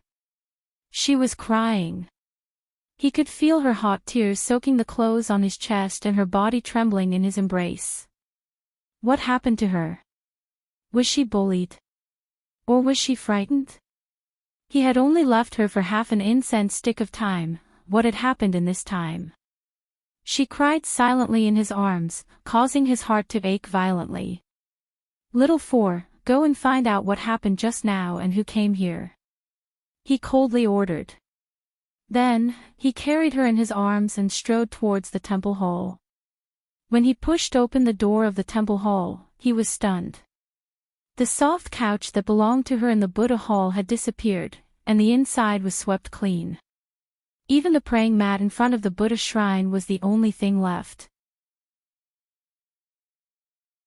Emperor, the Empress Dowager has ordered that the princess consort has already moved into the West Warm Pavilion, so the princess consort's things have already been moved into the West Warm Pavilion. A palace maid's timid voice came from behind him. The maid was cleaning the temple, but when she saw the emperor carrying a young girl in, she quickly kneeled down, but Mo Chuan did not even look at her.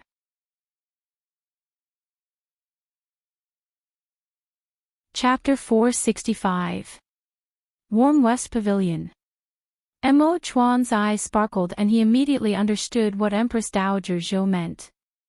His lips curled into a cold smile. Get out.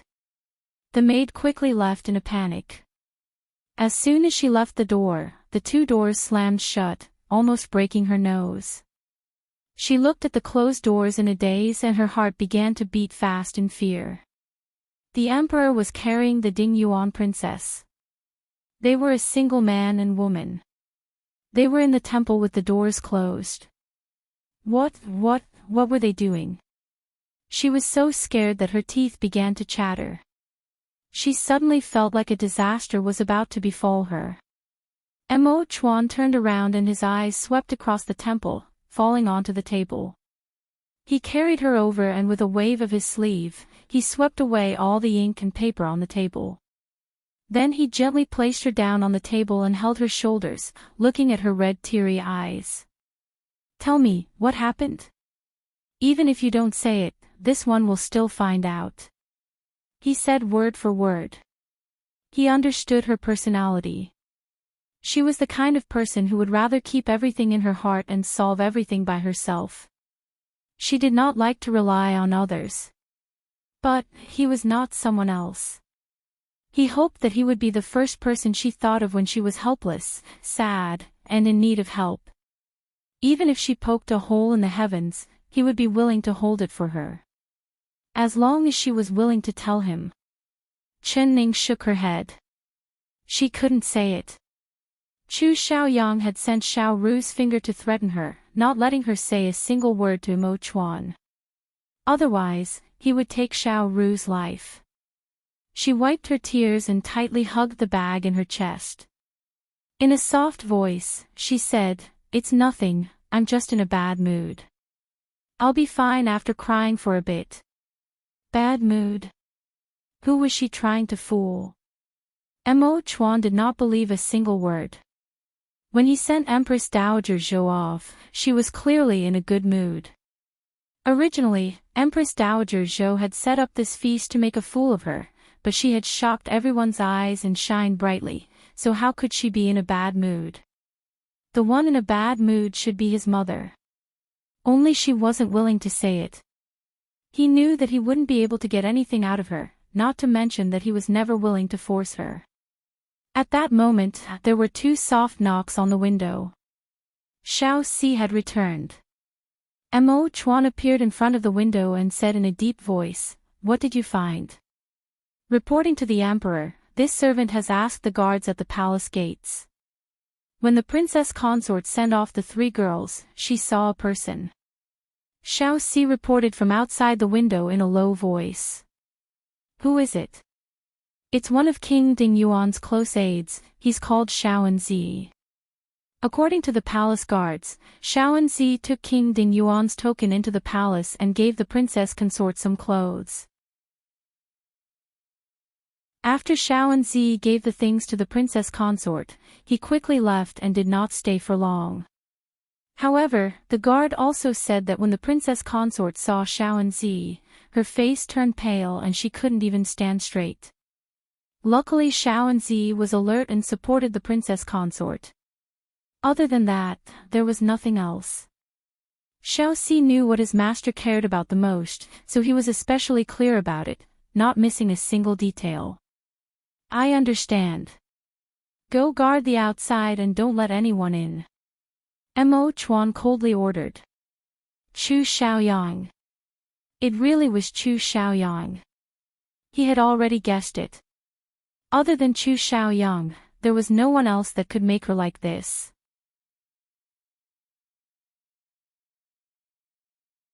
Chapter 466. She did not believe that Chu Xiaoyang would be so kind as to just send some clothes for her. Mo Chuan's eyes fell onto the tightly wrapped bag in her arms. He slowly walked over and reached out to take it, but she tightly hugged it and avoided his hand. Don't move. She did not want him to see what was inside the bag. What if it was? She gave a cold shiver and did not dare think about it anymore. Mo Chuan's heart suddenly felt a sharp pain as his dark eyes stared right at her.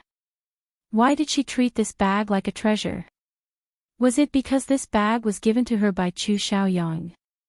Did she value the things he gave her that much?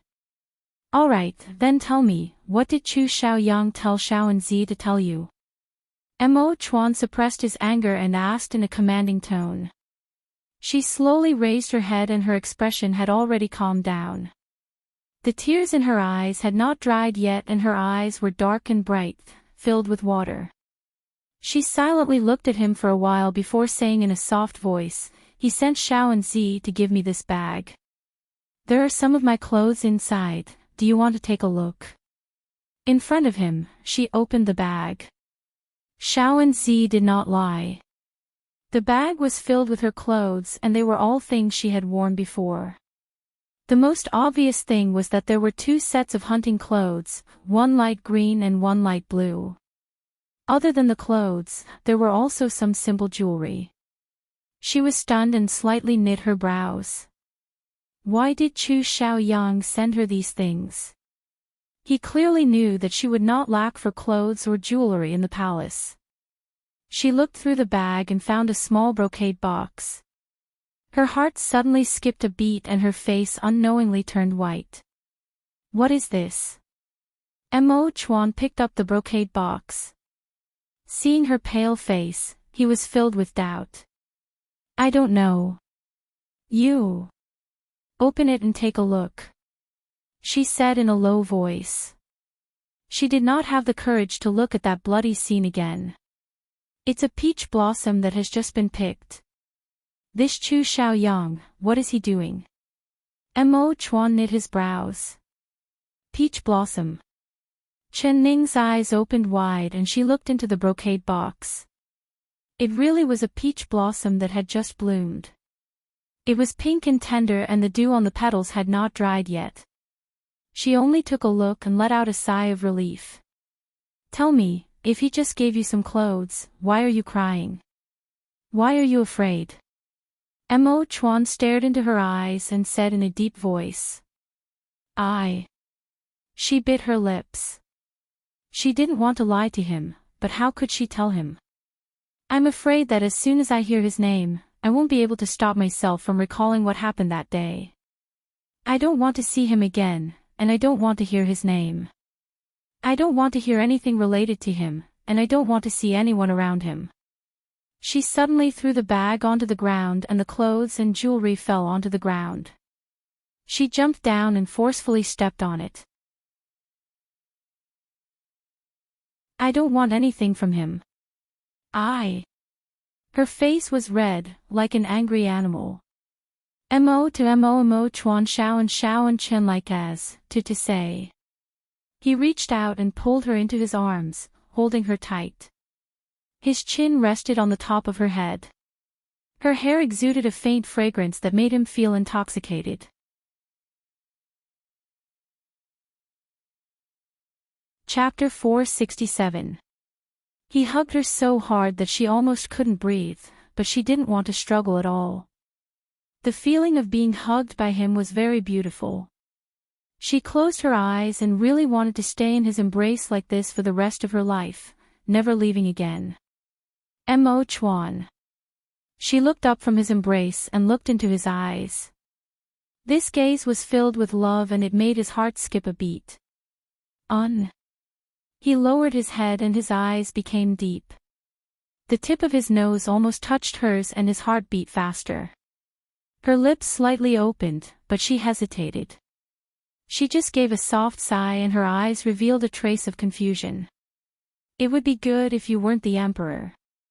You could take me far away from everything here, far away from the chaos of the palace, far away from the schemes, and far away from the power struggles. We could be a free and unfettered couple. This kind of day is what I've been dreaming of. What do you want to say? His voice was hoarse. His thin lips gently touched the tip of her nose, and his gaze fell on her rosy cherry lips. Her body exuded a faint sweet fragrance that filled his nostrils. He really wanted to take it a step further. This is what I owe you, so I'll return it to you. She suddenly stood on her tiptoes and quickly placed a kiss on his lips. Gently, it was like a soft and warm thing was placed on his lips. He was stunned, his eyes widening as he stared at her in disbelief. Before he could react, she had already broken free from his embrace. Her face had a shy blush as she turned to run out the door. Only when her figure disappeared from the door did he realize what had just happened. She actually took the initiative to kiss him. But he was like a wooden man, not reacting at all. Mo Chuan did not chase after her. His heart was beating very quickly and his heart was filled with waves. It was filled with excitement and joy, as well as an indescribable sweetness and excitement. Of course, there was even more regret. How could he not react? How could he let her slip away from his arms? But he couldn't be blamed because he had no experience and because she had surpassed his expectations. His entire body was stunned at that time. He recalled the taste of that short kiss. It was too fast, so fast that he almost didn't feel it. It was just a light touch and then it left. He couldn't help but stick out the tip of his tongue to moisten his lips. Her lips had just touched his, but he tasted a faint bitterness. He was stunned again. This was their first kiss, it should be sweet, how could it be bitter? Then he understood, because her lips were stained with her tears. All right, this sly girl. When he was done with his political affairs, he would come back to find her. At that time, he would hold on to her tightly and not allow her to escape. He wanted to taste her seriously and see if it was bitter or sweet. Mo Chuan's eyes had never been this bright before and his heart had never been this high before. When he walked out of the Buddha hall, his whole body felt light as if he was walking in the clouds. Even the corners of his lips were curled up slightly. When he saw Xiao Si, he actually smiled at Xiao Si. This gentle smile made Xiao Si's hair stand on end. Xiao Si stealthily took a few steps back, stealthily stroking the hair on his arms, his little heart still beating wildly. What was wrong with the emperor? Why was he smiling at him in such an amorous manner?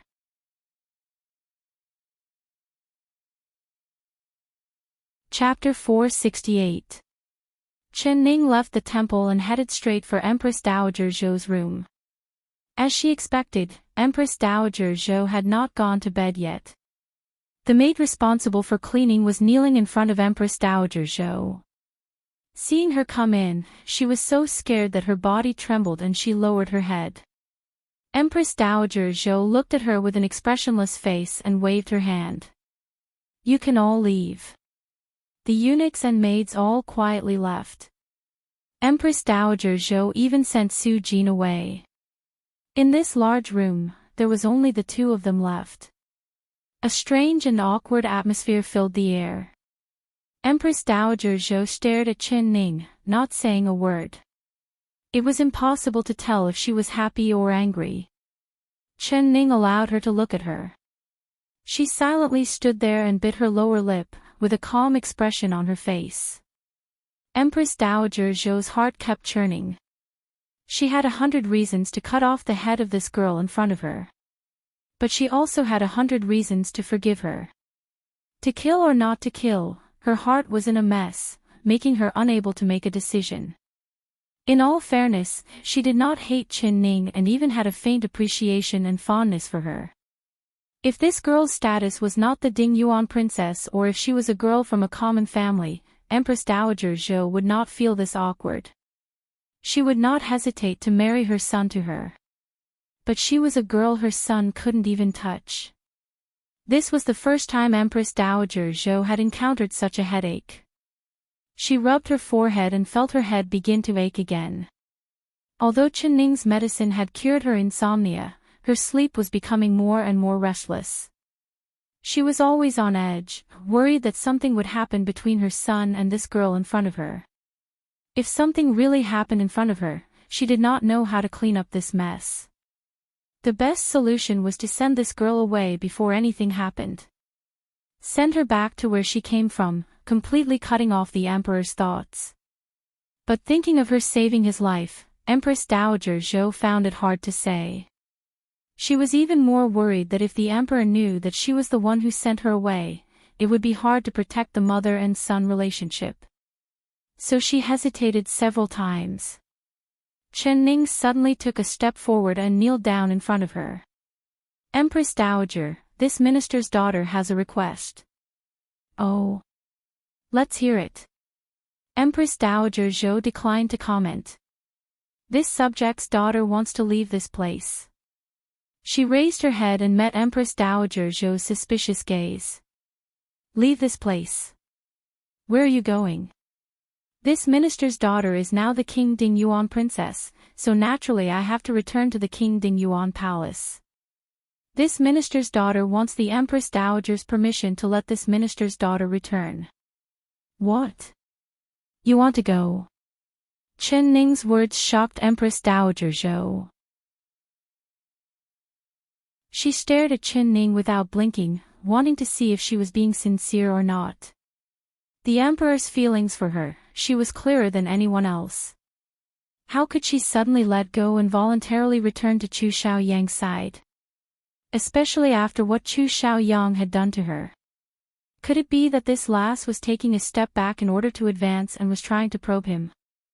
There was Dowager Ning. Yang said, King Chen Ning Dowager Chang, in this world, which girl didn't want to climb up the social ladder? Which girl didn't want to be the emperor's woman? Chen Ning shook her head, Empress Dowager, I have never thought of becoming the emperor's woman. Before entering the palace, I didn't know he was the emperor.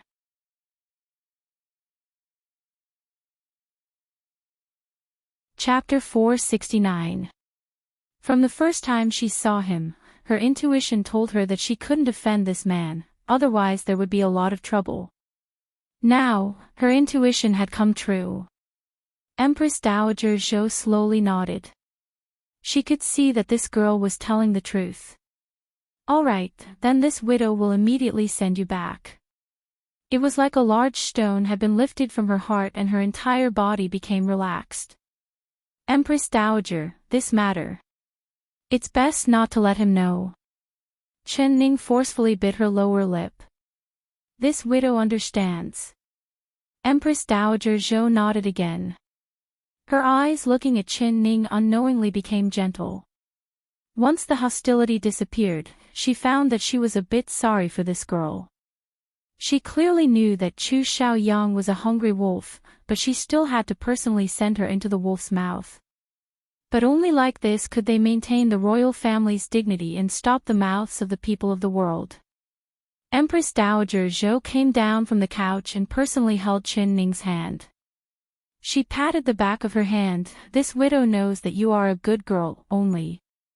She wanted to say something to comfort the other side, but she found that when she met those clear eyes, she felt that no matter what she said, it would be very pale and fake.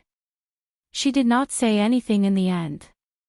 But after Chen Ning left, she looked at the empty room and let out a faint sigh. Chen Ning entered the palanquin waiting outside the palace gates. She was alone, not bringing anything with her. Just like how she came empty-handed, she was also leaving empty-handed. There was no reluctance. This palace was not a place she longed for. Although there was a person she loved and loved here, she did not belong here. The palanquin sent her to the imperial city gates where Empress Dowager Zhou had already prepared a carriage. Chen Ning walked out of the palanquin and was prepared to enter the carriage when she suddenly heard hurried footsteps behind her. Princess Consort. She was a bit surprised. She thought that Mo Chuan had sent people to chase after her, but when she turned around, she found that it was Su Jin. Aunt Su Jin, thank you for taking care of me these past few days. She revealed a faint smile. In these few days in the Peaceful Life Palace, Su Jin had taken good care of her, making her feel very grateful. Su Jin bowed to her. Princess Consort, the Empress Dowager has a reward. Reward? Chen Ning's eyes fell onto the eunuchs behind Su Jin. They were all carrying several large boxes. Seeing Chen Ning look over, the eunuchs opened the boxes. They were all filled with luxurious clothes and beautiful jewelry, each one looking very expensive. Something that Empress Dowager Zhou could take out as a reward, how could it be something normal? But when Su Jin saw the smile that slowly appeared on Chen Ning's lips, her face felt hot. She couldn't help but blame the Empress Dowager for sending her to do such an embarrassing thing. She not care about these things at all.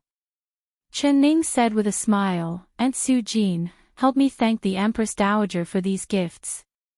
I really like these gifts, so I'll have to trouble the gongs to help me put them in the carriage. Su. Aunt Su Jin, we'll meet again. She smiled and shook Su Jin's hand, then turned around and boarded the car. But without knowing why, Su Jin's heart felt very heavy, like a large stone was pressing down on it. It was an indescribable feeling of discomfort. The carriage quickly left the palace. Chen Ning lifted the curtain and took one last look at the imperial city in the twilight. Goodbye, the palace.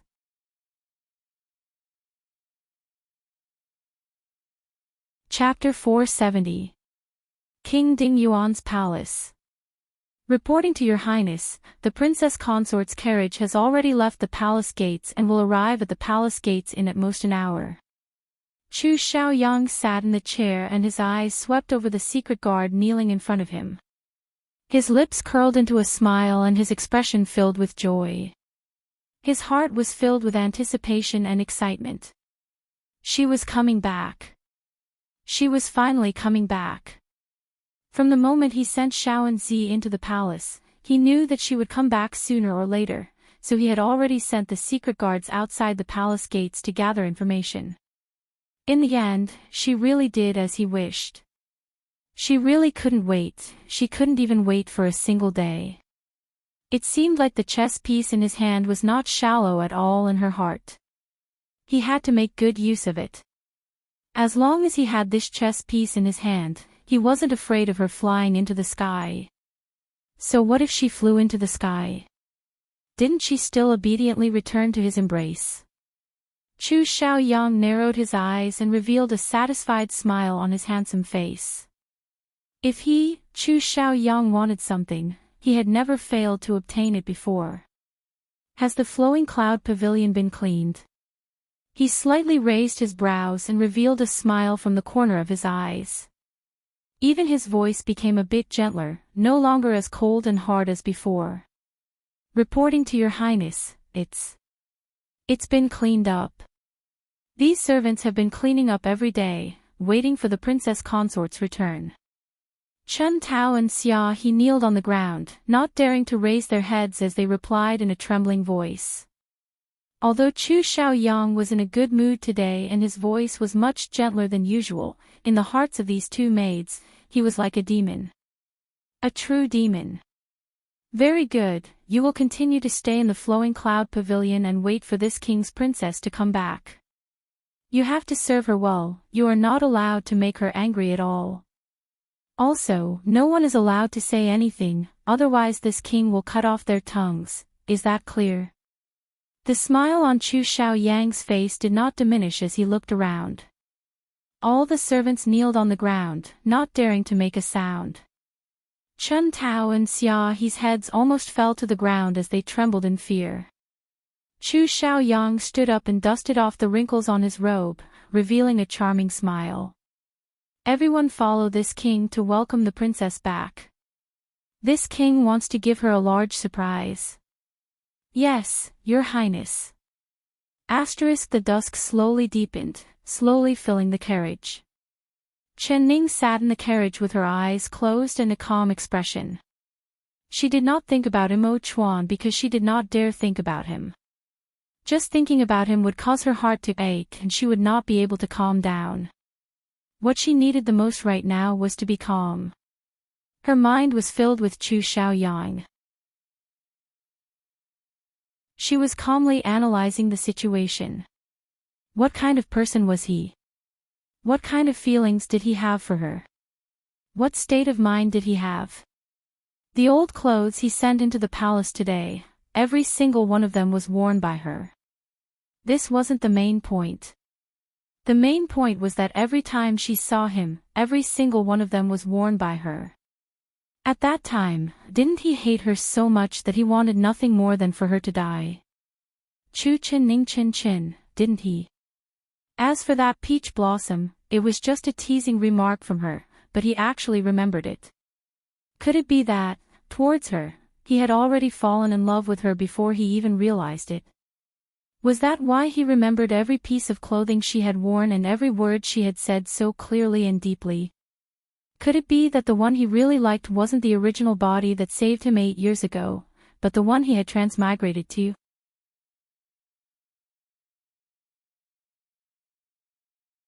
Chapter 471. The carriage finally came to a stop. Chen Ning knew that they had reached their destination. She had returned to the king's palace that was like a cage. She took a deep breath and stood up. Since she had made a decision, she would not regret it. The palace was not her safe haven and she could not stay in the palace forever. What she had to face and what she had to solve it sooner or later. She just did not like fighting a battle she had no confidence in. Before she could think of a way to get rid of the identity of the Dingyuan princess, she did not want to face Chu Xiaoyang. But she had to save Xiao Ru from Chu Xiaoyang's hands. She raised the curtain and prepared to leave the carriage, but she was suddenly stunned. The place where the carriage stopped was not in front of the King Dingyuan Palace's gates, but rather in a remote back alley. In the dim twilight, the alley was deep and dark, releasing a kind of dark and gloomy atmosphere. Who are you? Why did you bring the carriage here? Chen Ning's eyes fell onto the carriage driver. He was wearing the uniform of a royal guard and his back was facing her. When the carriage driver heard this, he slowly turned around. The hat on his head was low, so she could not see his face. He stood up and walked over to Chen Ning step by step. For a moment, she thought that this guard was Imo Chuan in disguise. But it wasn't. He was shorter than Imo Chuan by a head and thinner than Imo Chuan. The hand holding the horse whip was black and rough. Stop!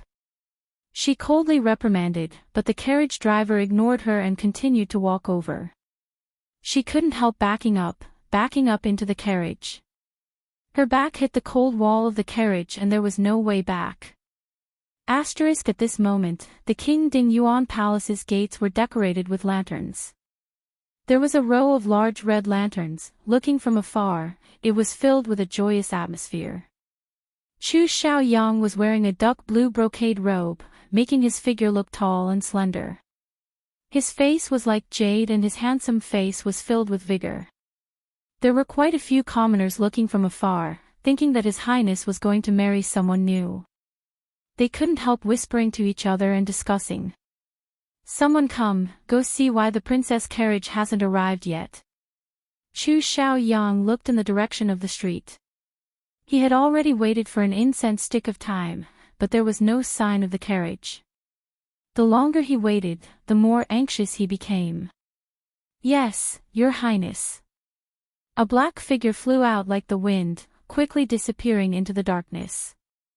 The smile on Chu Xiaoyang's face slowly froze. He stared in the direction of the palace and a strange feeling of unease filled his heart. Did she suddenly change her mind and didn't want to come back? Did she suddenly change her mind and not want to come back? Suddenly, his ears twitched as he heard the sound of hooves and wheels approaching from afar. His taut face relaxed and the smile on his lips grew wider. A palace carriage appeared in his line of sight in the night. She came. Chu Xiaoyang was filled with excitement as he walked down the steps with a smile. The carriage suddenly stopped and the one driving it was the hidden guard from before. "Chu King Ning," he said. "Heat Chu, King, Chu, King. King, S, Ning, King. Off. Chu." "What?" Chu Xiaoyang's expression changed and he jumped into the carriage without even thinking. He opened the curtain and saw that there wasn't a single person in the carriage. Impossible.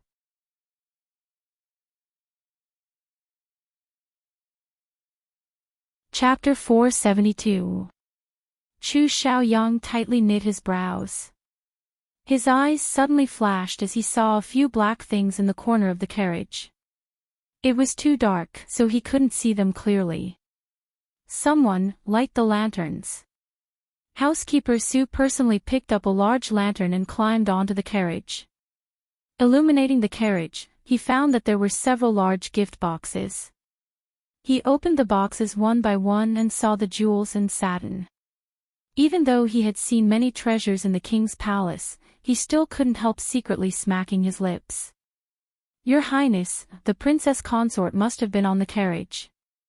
These gift boxes should be the palace treasures that the Empress Dowager gave her," he carefully said. Chu Xiaoyang's face was so dark that it seemed like it was about to drip water. He suddenly sent out a kick and kicked housekeeper Su and the lantern out of the carriage. "Nonsense!" he angrily and anxiously cursed. There was still a faint aura lingering in the carriage. It was her scent, but she had disappeared. Chu Xiaoyang's eyes wandered around the carriage. His heart felt like it was being fried, but his face was still expressionless. Suddenly, he reached out and took a piece of cloth from a protruding nail on the wall of the carriage. It was soft and smooth to the touch, it was actually a good piece of satin. He brought it to his nose and sniffed it. His face became even uglier. The cloth had her scent on it and it was torn from her clothes. What did she encounter? Why would her clothes be torn by a nail? She must have retreated to this corner. She must have encountered danger. Chu Xiaoyang's handsome face twisted. "You, tell this king, where did you find this carriage?" He walked out of the carriage with large steps and pointed at the hidden guard who had driven the carriage. The hidden guard replied, "It was in a secluded alley. When this subordinate arrived, he only saw this carriage. The driver and the princess consort were all gone." "That's right, this subordinate also found this bag in a corner not far away." "Open it," Chu Xiaoyang said in a sharp voice. The bundle was opened, and inside was the uniform of an imperial bodyguard. Chu Xiaoyang's eyes turned cold and he jumped off the carriage. He actually personally looked through the clothes, looking at each one very carefully. That's right, these were the clothes of the palace guards, but why would they appear here? Yes, someone must have pretended to be a guard, a coachman, and then took her away by surprise. Who was it? Who did it? Could it be the emperor? It had to be the emperor. Chu Xiaoyang tightly gripped the cloth in his hand and his eyes turned cold. He suddenly sent out a palm and broke the shaft of the carriage. Then he jumped onto the back of the horse and galloped off in the direction of the palace. The flames of anger in his heart burned fiercely. Apart from anger, there was also a strong killing intent surging in his heart. The horse beneath him ran as if it was flying. In one breath, he reached the gates of the imperial city. The horse was already foaming at the mouth. "Greetings to your highness." When the imperial guards saw his murderous look, they were all startled. Although they saluted, they secretly gripped the sabers on their waists. "This king has an important matter to discuss with the Empress Dowager. If you block this king, die." Chu Xiaoyang raised the royal token high up. His eyes were red and his muscles were twisted, making people tremble in fear. Seeing this, the royal guards could not help but retreat. No one dared to stop them. Chu Xiaoyang took large steps and quickly ran towards the Empress Dao's peaceful life palace. Empress Dowager Zhou had just eaten dinner and she did not have a good appetite. She only ate a few mouthfuls before her chest felt stuffy, so she took Su Jin for a walk in the yard to digest.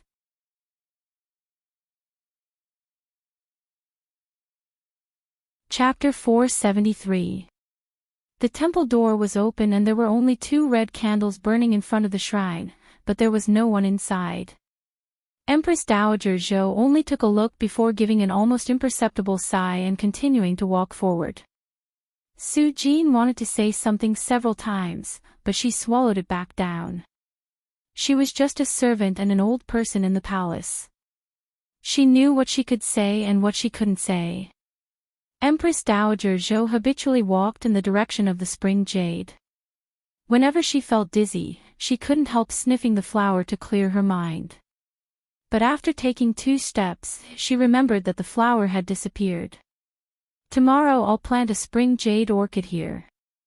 Empress Dowager Zhou looked at the empty hole in the ground for a bit before slowly turning around to walk back. After taking 2 steps, she stopped. "Su Jin, tell me, did this widow do anything wrong today?"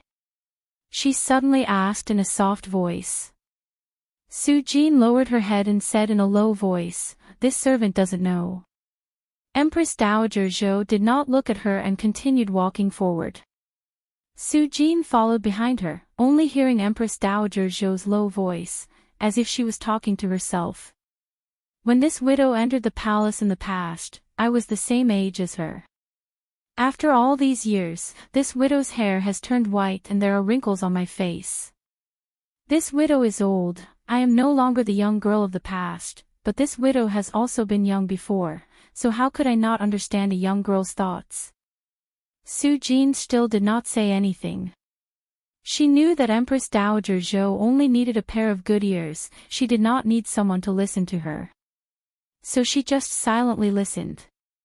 "The emperor likes her, you like her, this widow also likes her. This widow is not willing to be the merciless stick that separates a couple, and this widow does not want the emperor to hate his mother, only."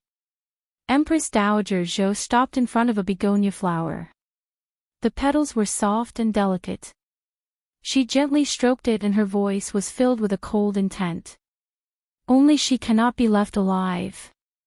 Su Jin's body trembled as she watched Empress Dowager Zhou pluck the flower and crush the petals. She suddenly trembled and her eyes were filled with fear. "Empress Dowager!" she cried out in a low voice. Empress Dowager Zhou coldly looked at her. "What, do you think this widow will send someone to kill her?" Su Jin bit her lips and did not say a word. "Your guess is correct, this widow does want to kill her. As long as she dies, all of these troubles will disappear. But if this widow really sends someone to kill her, there is no wall in this world that doesn't leak. The emperor will find out sooner or later, and if that day comes, this widow will lose this son." Empress Dowager Zhou gave a sigh. She couldn't understand Mo Chuan's son better than anyone else. If she killed his beloved woman, he wouldn't even want his mother anymore. I didn't touch her. I only sent someone to send her back to where she came from. I hope that Xiaoyang will treat her well and that the emperor will slowly forget her. Being able to do this was already the greatest concession she could make. S.S.I. Dowager. Su. Su, Su, Su, Su, Su. Su Jin observed Empress Dowager Zhou's expression and found that when Empress Dowager Zhou mentioned Chen Ning, she was no longer as angry as before. Rather, there was a faint trace of pity and appreciation.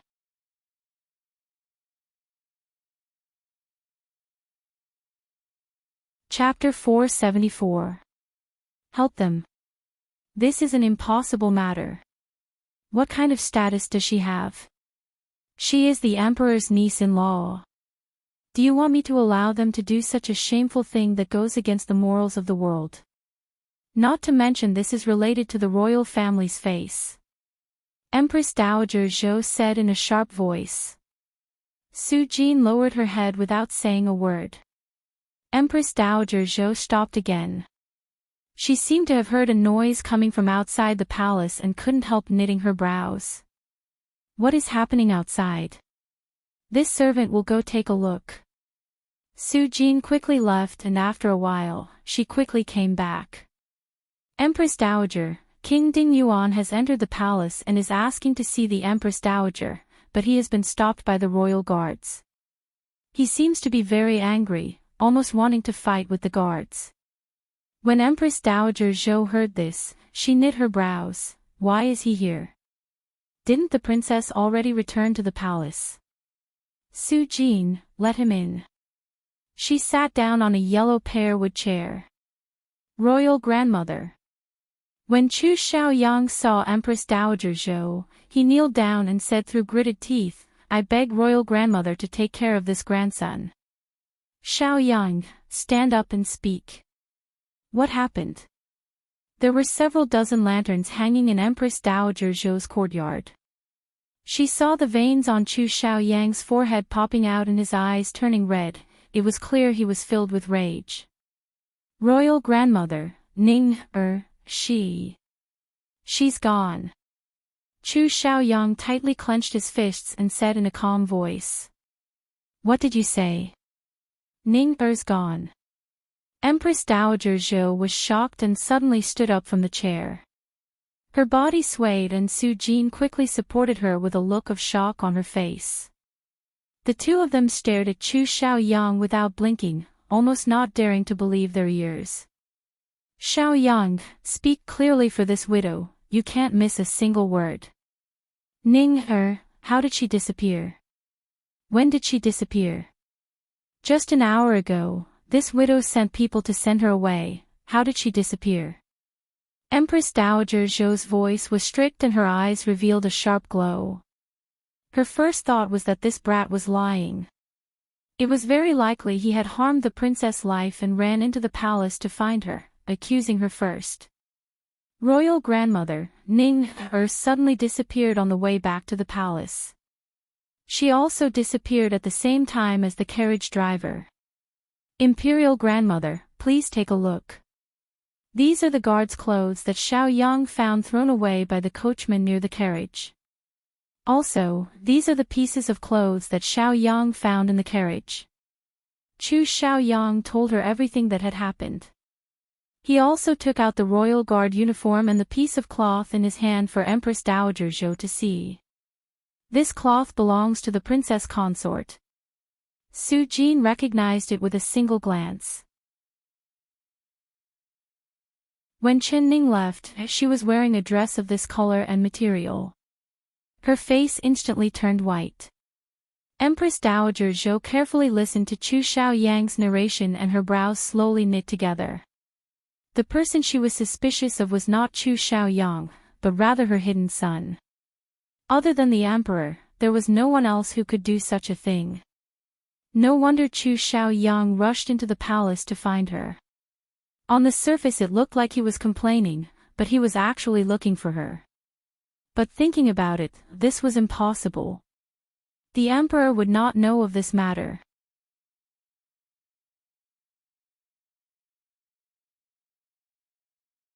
Chapter 475. So she did not plan on telling this matter to the emperor for now, hiding it for as long as she could. Not to mention that Qin Ning had only left the palace for less than 4 hours. Even if the emperor had eyes that could pierce through the heavens, it was impossible for him to know that she had been sent away in such a short period of time. Su Jin, prepare the sedan. This widow wants to see what the emperor is doing. Xiao Yang, you come with this widow. Although Empress Dowager Zhou did not believe that it was done by the emperor, other than the emperor, she could not think of anyone else who would have thoughts about Qin Ning. Who was the royal guard that disappeared with Qin Ning? Was he really a guard? Was he the one that kidnapped Qin Ning? Could it be that there really was such a bold guard? Because of Qin Ning's beauty, he was attracted to her and kidnapped Qin Ning. These questions swirled in her mind one after another, making her unable to answer them no matter how hard she thought about it. Su Jin, immediately send someone to investigate the identity of the guard who escorted the princess back to the palace. Then bring that person to the emperor's palace for this widow. This widow wants to ask the emperor clearly. After Empress Dowager Zhou gave this order, she boarded the sedan and headed for the emperor's palace. Chu Xiaoyang's face was dark as he followed behind Empress Dowager Zhou's sedan. His eyes were filled with a cold killing intent. The so-called monks can run, but the temple can't run. The royal guards that could work in the palace were all people with backgrounds, they were definitely not normal people. He believed that there would not be a guard that was this bold, daring to have thoughts about his, Chu Xiaoyang's princess. So that royal guard had to be someone else pretending to be him. And the mastermind behind this matter had to be the emperor.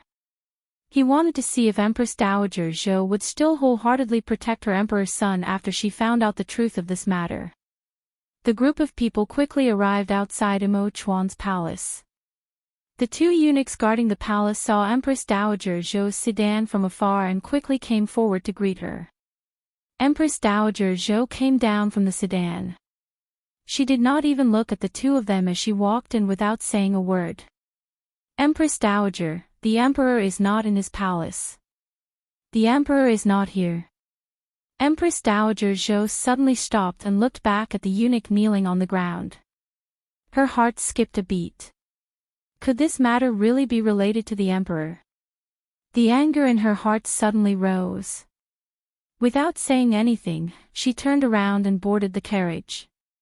To the royal study. She knew that the emperor was diligent.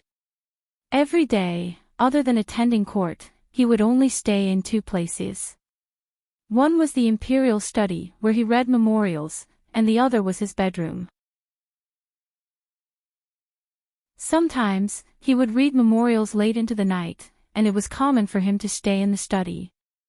The imperial study was not too far away from the sleeping chamber, and it only took half a cup of tea's time to arrive.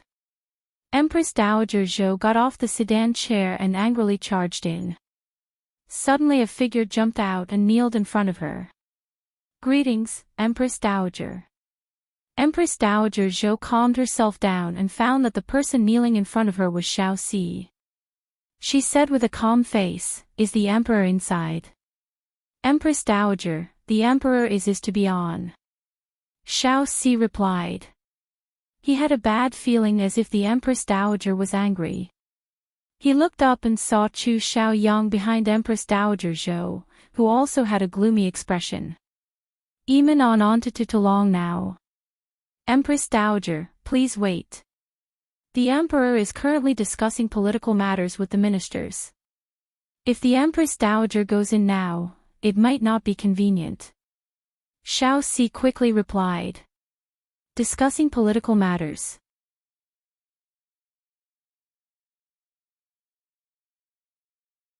Chapter 476. How long has the emperor been inside? She asked again. After coming out of the Empress Dowager's palace, the emperor summoned several ministers. They have been in the imperial study the entire time and have not come out. Even the dinner was sent in by this servant. The emperor has ordered that no one is allowed to go in and disturb them, so this servant has been standing guard here. Xiao Si respectfully replied. Empress Dowager Zhou was stunned and repeated, after the emperor came out of this widow's palace, he has been in the royal study the entire time. Yes, Empress Dowager. Xiao Si does not dare lie to the Empress Dowager. Not only has the emperor not come out, the ministers inside have not come out either. Xiao Si replied with a bowed head. Empress Dowager Zhou gave an "oh" sound. She thought that the emperor should not know about this matter. Since it was like this, she would hide it for now and let the emperor deal with the political matters first. She looked at Chu Xiaoyang and slowly said, Xiaoyang, this matter should not be related to the emperor. Let's return to the peaceful life palace and wait for Su Jin's news. How could Chu Xiaoyang be willing to leave? He was certain that this matter was done by the emperor. Although Xiao Si had testified that the emperor had not left the royal study, if he didn't see it with his own eyes, he would not believe that the person in the study was the emperor. Not to mention that he had deep internal energy. Listening carefully, he could hear several people talking in the royal study, but those voices were definitely not the emperor's. Royal grandmother, the emperor is still busy with political matters this late. Xiaoyang is King Ding Yuan, so I should help the emperor. Xiaoyang wants to go in to greet the emperor and also greet the ministers. After he said this, he walked into the royal study with large steps and said in a clear voice, this minister Chu Xiaoyang has come to greet the emperor. King Ding Yuan, you really are bold. Daring to enter the royal study without being summoned. Xiao Si was stunned. He quickly went forward to stop him, but it was already too late. As soon as Chu Xiaoyang's voice fell, he reached out and pushed open the door to the royal study with a ping sound. His lips curled as he looked into the room. Who would have thought that when he saw it, he would be stunned? In the royal study, Mo Chuan was sitting in front of the imperial desk. There were several documents in front of him with a serious expression. There were several ministers sitting around him, each one sitting upright. There was even a minister standing up with an excited expression, as if he was saying something. Everyone was shocked by Chu Xiaoyang's sudden appearance and they all looked at him with strange gazes. Chu Xiaoyang opened his mouth and revealed an embarrassed expression, not knowing what to say at all. He had thought that the emperor was not in the study, but who knew that the emperor was here? King Ding Yuan, you've intruded into the study and disturbed the emperor, do you know your crimes? Xiao Si charged forward and stood in front of Chu Xiaoyang, shouting at him. Mo Chuan slowly raised his eyes and looked at Chu Xiaoyang with a cold gaze. His face did not show any anger, but his eyes were filled with a cold intent. King Ding Yuan, you said you were sick this morning, so why are you here now? His voice was cold and emotionless, but it was filled with anger and mockery. The king, Chu Chu Chu.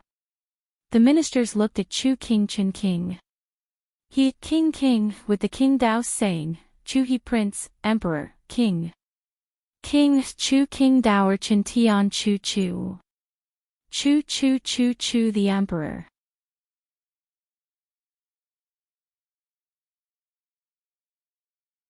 Chapter 477. He had thought that Chen Ning had been kidnapped by the emperor, but seeing the scene in front of him, he realized that he was wrong. The one who kidnapped Chen Ning was definitely not the emperor because the emperor did not know at all.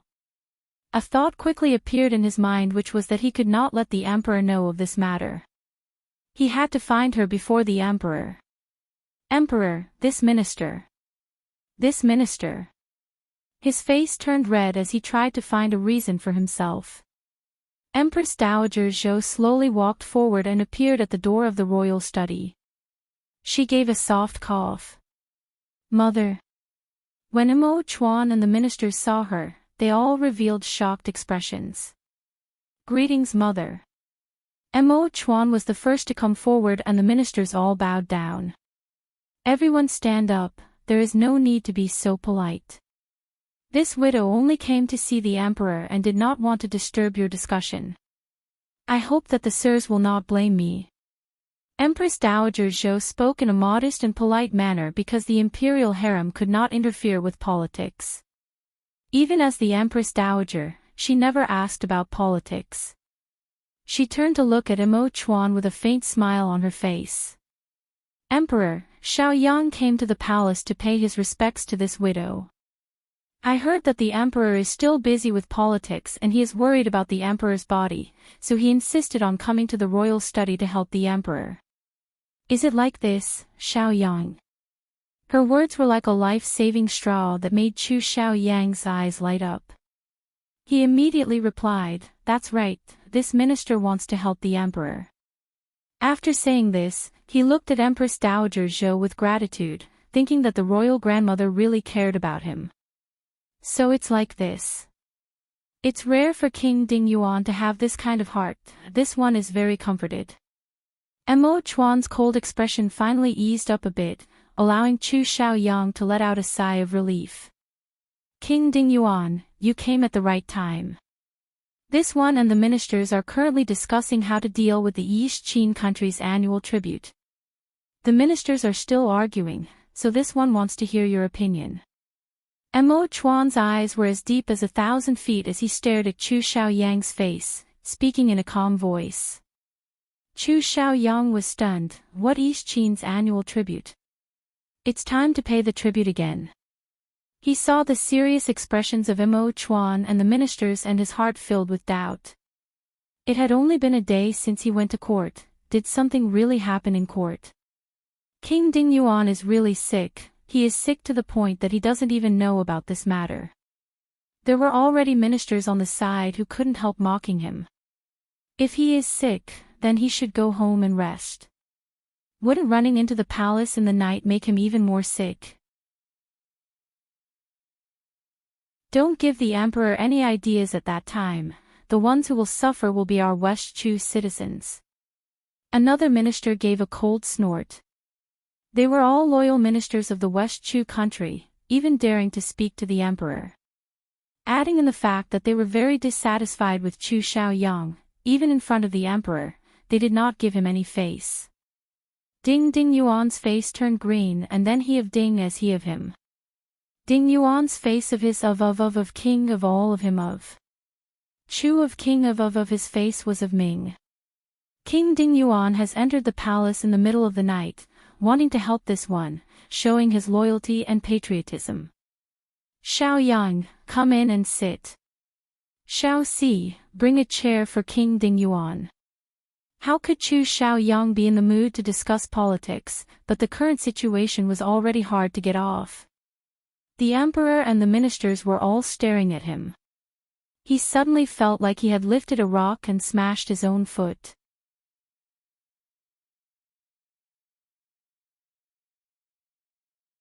Chapter 478.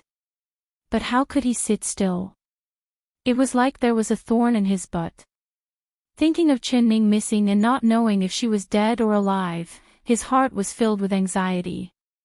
Xiao Si, you silly thing. King Ding Yuan has a sick body, how could he sit in such a hard chair? Quickly bring a cushion over. Mo Chuan looked over from the corner of his eyes and saw Chu Xiao Yang's restless appearance. Yes, yes. Xiao Si suppressed his laughter and brought a cushion over.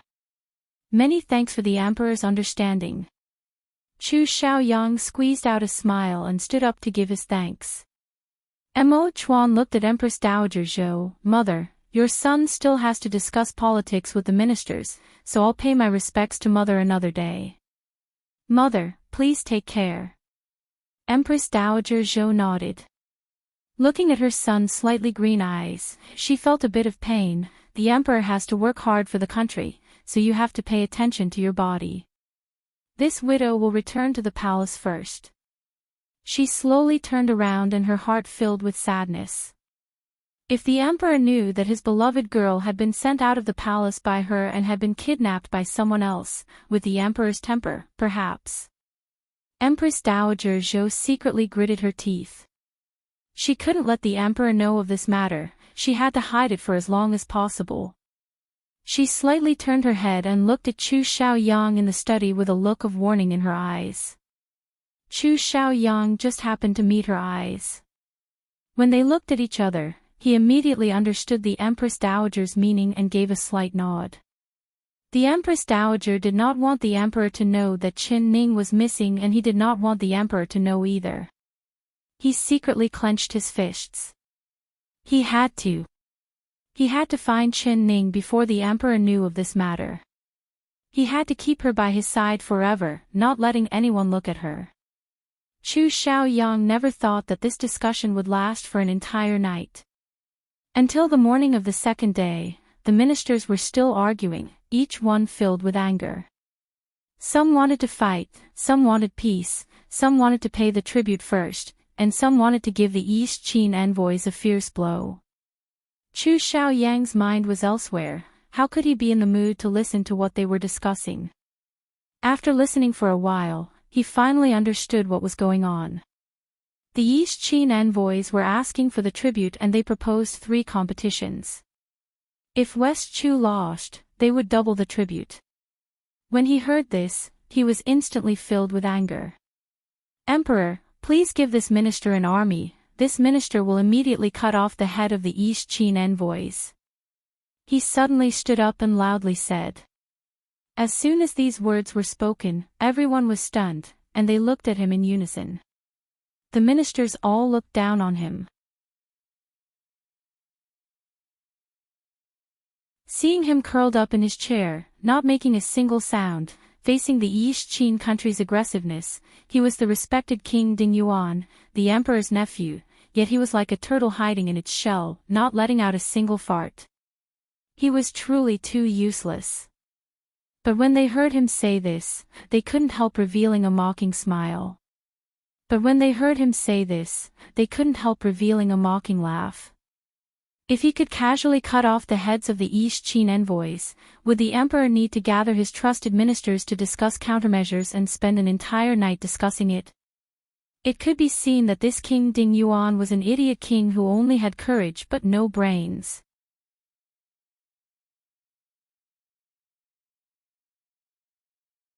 Chapter 479. When the ministers heard this, they all praised him. So the emperor has already made arrangements, actually sending King Jing'an. He truly has great foresight, we can't even compare.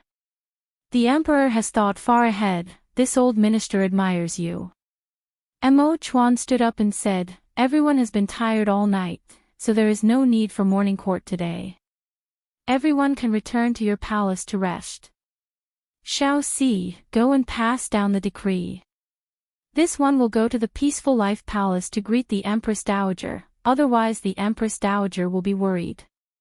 After he finished arranging everything, he walked out of the royal study. There was already a sedan waiting outside. The ministers all left. Chu Xiaoyang waited for the conference to end with great difficulty. He quickly stepped out of the royal study and rushed ahead of everyone else. Who would have thought that when the emperor sat in the sedan, he would turn around and see him? He waved at him and said, Xiaoyang, are you also going to the Peaceful Life Palace to greet the Empress Dowager? That's perfect, come with this one. Chu Xiaoyang felt like he had eaten a bitter gourd, not knowing what to say. He could only follow the emperor's sedan and head to the Peaceful Life Palace. His heart felt like it was being placed in a pot of oil. This kind of feeling, it really made his heart itch. Finally arriving at the Peaceful Life Palace, Chu Xiaoyang wanted to greet Empress Dowager Zhou as soon as possible. He wanted to return to his palace as soon as possible and send people to find Qin Ning's whereabouts. Who would have thought that Su Jin would come out and tell the two of them that Empress Dowager Zhou had slept too late last night and had not woken up yet? Emperor, since the Empress Dowager has not woken up yet, this minister will return first. I will greet the Empress Dowager another day. Chu Xiaoyang quickly said this and turned to leave. Wait, Xiaoyang, it's rare for you to come to the Peaceful Life Palace, how could you be willing to leave so quickly? Mo Chuan took a step forward and grabbed Chu Xiaoyang's wrist, looking at him with a faint smile. Chu Xiaoyang's heart turned cold and he said in a deep voice, "What does the emperor mean? Please forgive this minister for not understanding." "You don't understand." Mo Chuan raised his brows and softly said, "Does King Ding Yuan not want to see the princess?" This one remembers that during the spring banquet, Xiaoyang apologized to the princess in front of everyone. How could he have forgotten the princess so quickly? Coming to the Peaceful Life Palace and not seeing the princess, if the princess knew, wouldn't she be disappointed in you? Chu Xiaoyang was stunned, but then he understood. The emperor really did not know. He thought that Chen Ning was still in the Peaceful Life Palace, so when the meeting ended, he did not even sleep and rushed over to the Peaceful Life Palace. Humph. It sounded nice that he was greeting the Empress Dowager, but he had bad intentions. He wanted to see the woman that belonged to him, Chu Xiaoyang. Chu Xiaoyang suddenly felt his head filled with rage. "Your Majesty, you are truly considerate and concerned about this subject's family matters. This subject is very grateful. Ning is this minister's princess. No matter if her heart is cold towards this minister, she will always be this minister's woman. If this minister wants her to live, she will live. If this minister wants her to die, she will die. There is no need for the emperor to fight for her. What, could it be that your Majesty has compassion for this subject's princess and wants to have tender and protective feelings for the fairer sex?" Xiao Chen, king ever since that day at the spring banquet, he had noticed that there was something wrong with the way the emperor looked at her. Later, his suspicions were confirmed. It turned out that the emperor had taken a fancy to his princess, his woman. He was thinking of every possible way to take her away from him. If this could be tolerated, what couldn't?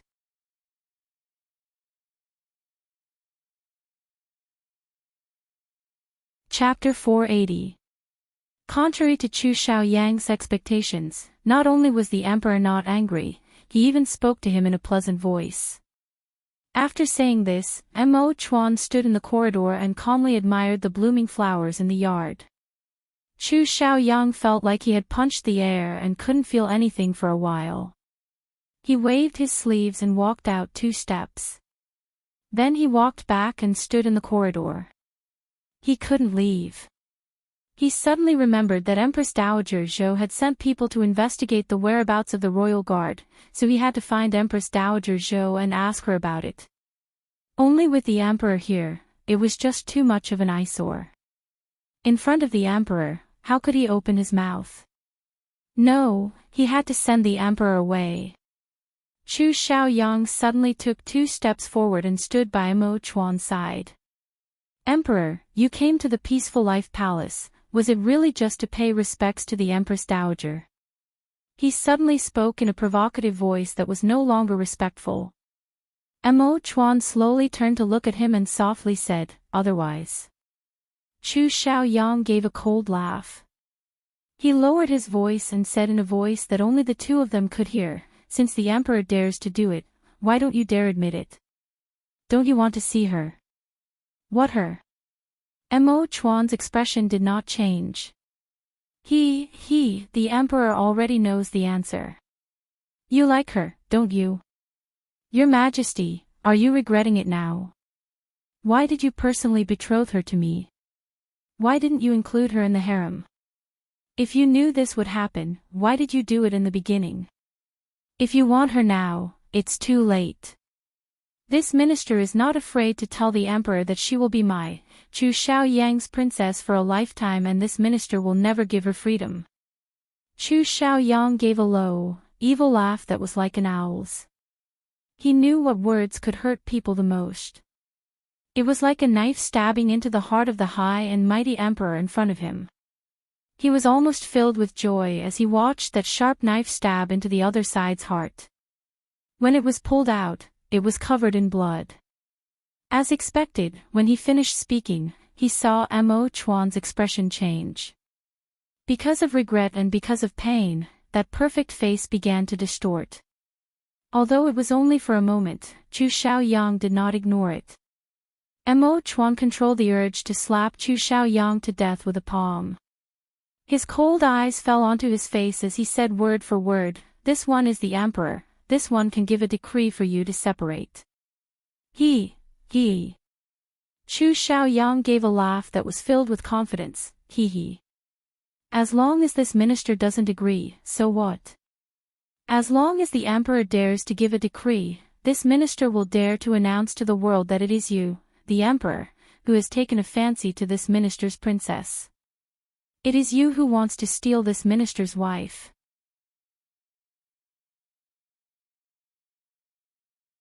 At that time, this official would like to see if your majesty can still sit firmly on the throne.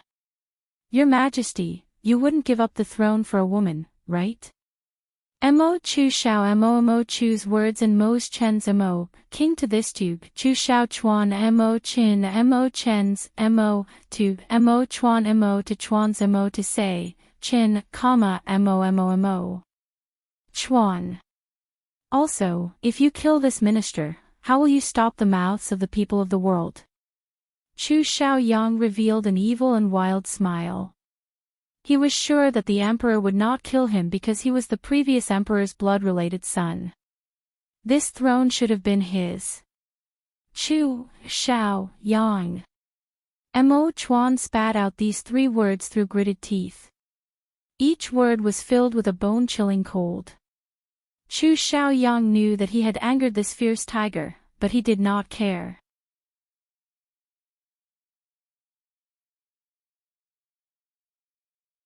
Chapter 481. Mo Chuan suddenly turned around and left with large steps. He was afraid that if he stayed here any longer, he really wouldn't be able to resist taking Chu Xiaoyang's life. Seeing the emperor's back disappear from the palace gates, Chu Xiaoyang finally let out a long sigh of relief. Emperor, your highness, the Empress Dowager has woken up and is summoning you two in. Your highness, why is it only you? Where is the emperor? Su Jin came out of Empress Dowager Zhou's room. Seeing that Chu Xiaoyang was the only one standing in the corridor, she revealed a surprised expression. The emperor suddenly remembered that he had some matters to take care of, so he rushed back to the royal study. Chu Xiaoyang lied without changing his expression. Su Jin was not surprised and nodded, Your Highness, please come in. Empress Dowager Zhou had just woken up. Her face was not good and her eyes were bloodshot. It was clear that she did not sleep well last night. Royal Grandmother, did you catch the royal guard? Seeing Empress Dowager Zhou, Chu Xiaoyang impatiently asked. I've caught him.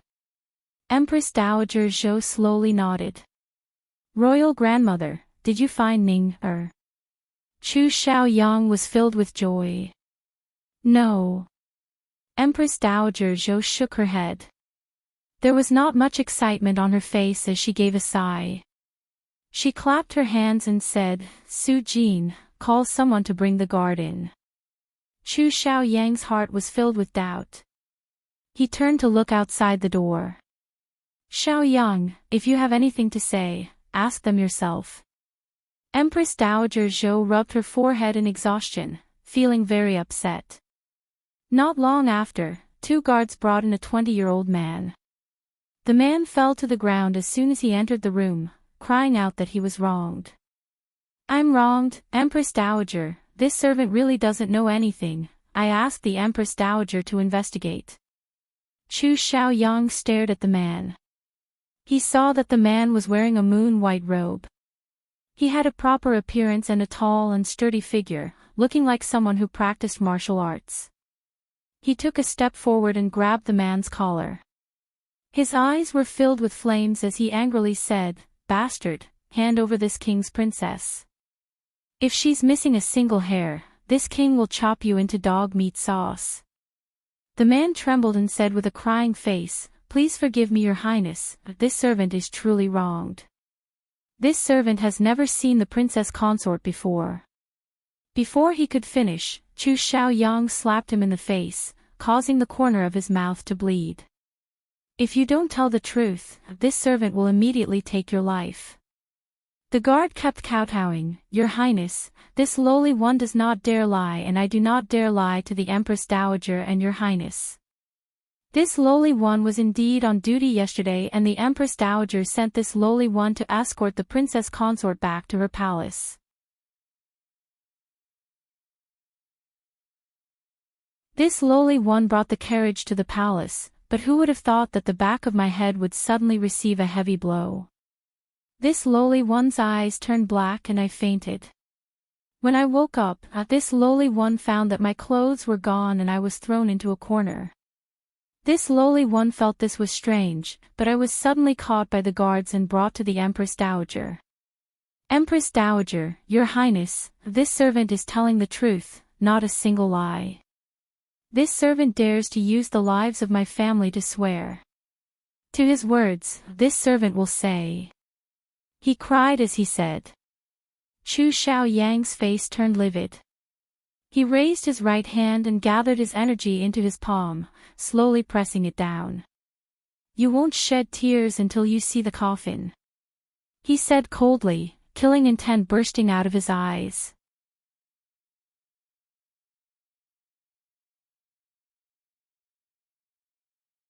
Chapter 482.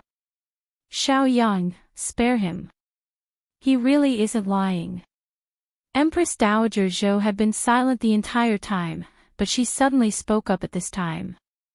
This widow has sent people to investigate and found that he had just married a month ago, marrying his childhood sweetheart cousin sister. The two of them have a very good relationship, so he wouldn't have any ill intentions towards Ning. Moreover, this widow has also found a doctor to examine his injuries and found that the back of his head was indeed injured by someone, so what he said is true. Someone knocked him out, took off his guard uniform, and disguised himself as a guard to drive away the carriage. It was also this person who kidnapped Ning. Chu Xiaoyang suddenly looked up and looked at Empress Dowager Zhou, royal grandmother. In the royal palace, there is someone who can knock out a guard without anyone noticing. This kind of daring thing, there aren't many people who can do it. Empress Dowager Zhou slowly nodded, but she did not say a word. She looked down at the jade scepter beside her and picked it up. She gently rubbed it in her hand. Su Jin opened her mouth, wanting to say something, but hesitating. She seemed to have thought of something, but when she looked at Chu Xiaoyang, she swallowed the words she wanted to say. Royal grandmother, Xiaoyang knows who this person is. Chu Xiaoyang let go of the guard and slowly stood up. His eyes were dark and there was a faint glow of light flashing in them.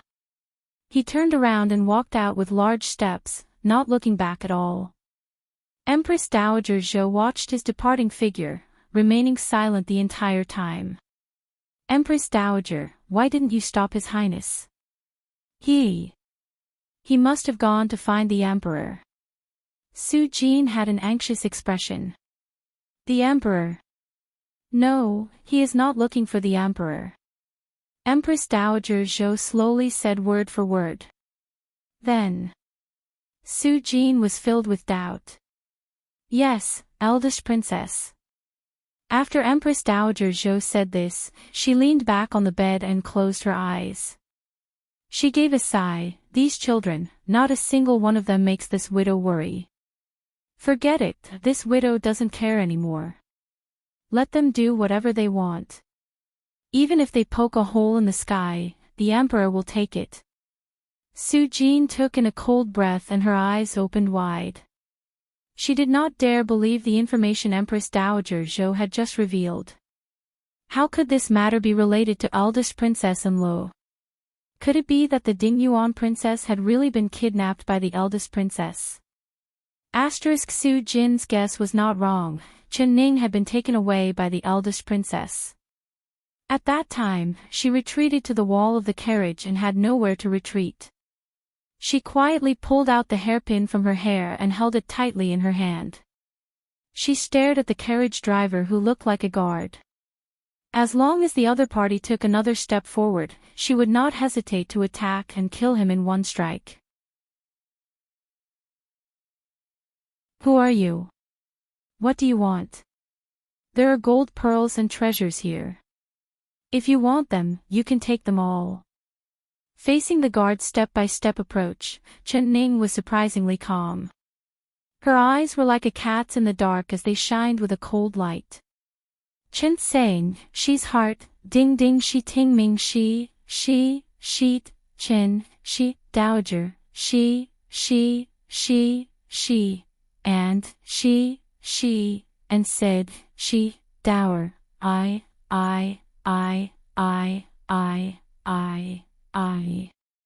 As he said this, he reached out a large black palm to grab Enchanting. Enchanting suddenly made a move. She grabbed the guard's wrist and forcefully pulled him into her chest. At the same time, her right foot flew out and kicked at the guard's lower body. This move was one of the most powerful killing moves for women in the modern world. She was very familiar with it, and this move was very clean, taking advantage of the enemy being unprepared.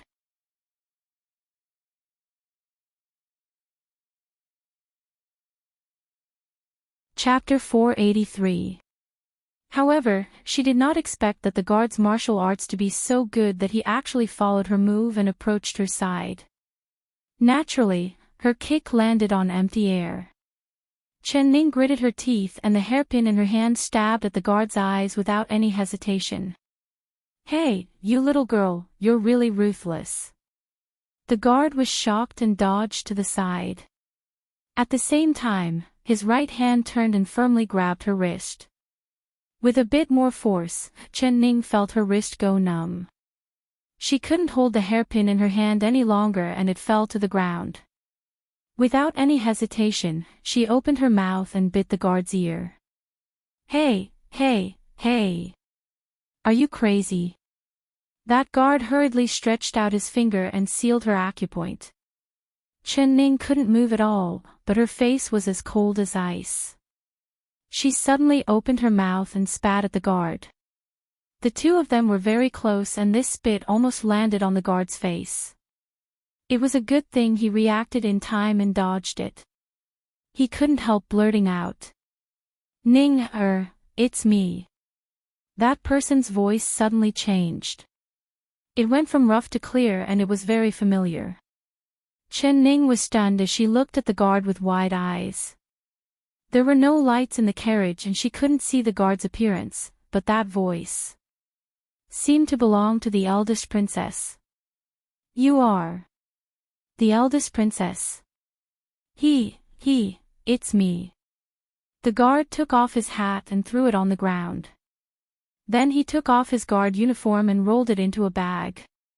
He threw it out of the carriage and then took out a match from his chest. He waved it in the wind and a faint yellow light illuminated the small corner of the carriage. She revealed a smile at Enchanting.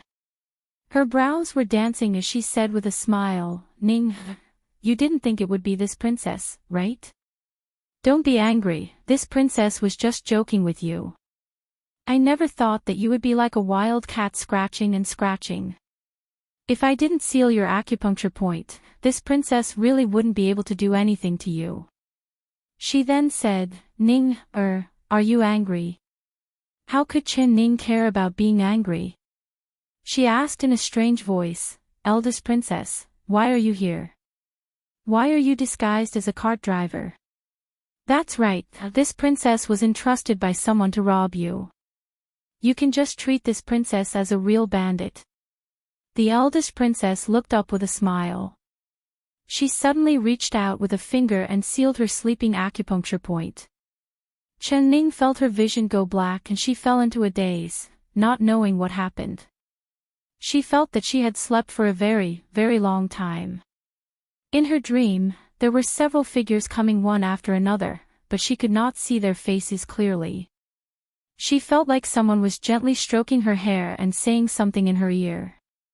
The voice was low and she couldn't hear it clearly. In her daze, she heard someone sobbing beside her.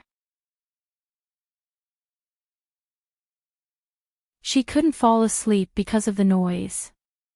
She forced her eyes open and saw a young girl lying in front of her bed, crying and whimpering.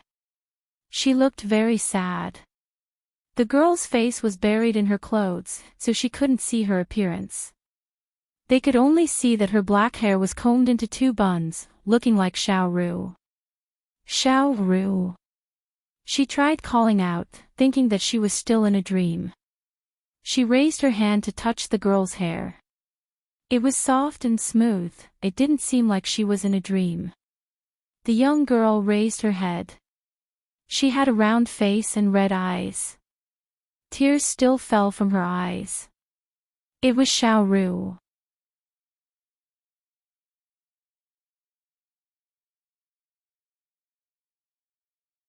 Chapter 484.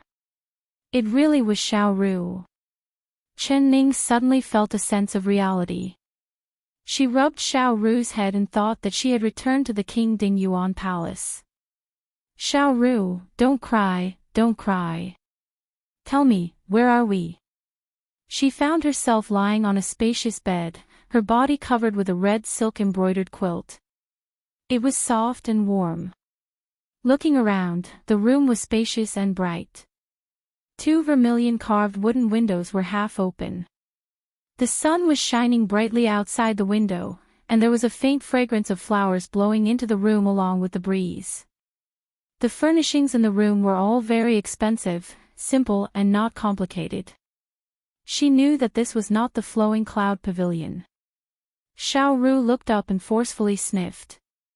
Then she said in a muffled voice, "This is the eldest princess palace." Eldest princess palace. Chen Ning knit her brows and suddenly thought of what happened before she fell asleep. Could it be that the eldest princess had brought her to her palace? But why? Xiao Ru, why are you here? Didn't Chu Xiao Yang? She opened her mouth. Thinking of that bloody finger, she suddenly gave a shiver. She grabbed Xiao Ru's right hand and did not dare look at her pinky finger. Her eyes were already red, and through the blurry tears, she found that Xiao Ru's right hand was still intact, not a single one was missing. She was stunned. Then she grabbed Xiao Ru's left hand and wiped her tears. She could clearly see that Xiao Ru's left hand was still intact. Chen Ning was instantly stunned. Ah, His Highness really is a bad person. He locked me up in a dark dungeon and tied me to a pillar. He said that if young Miss doesn't return to the palace for a day, he won't give me anything to eat or drink.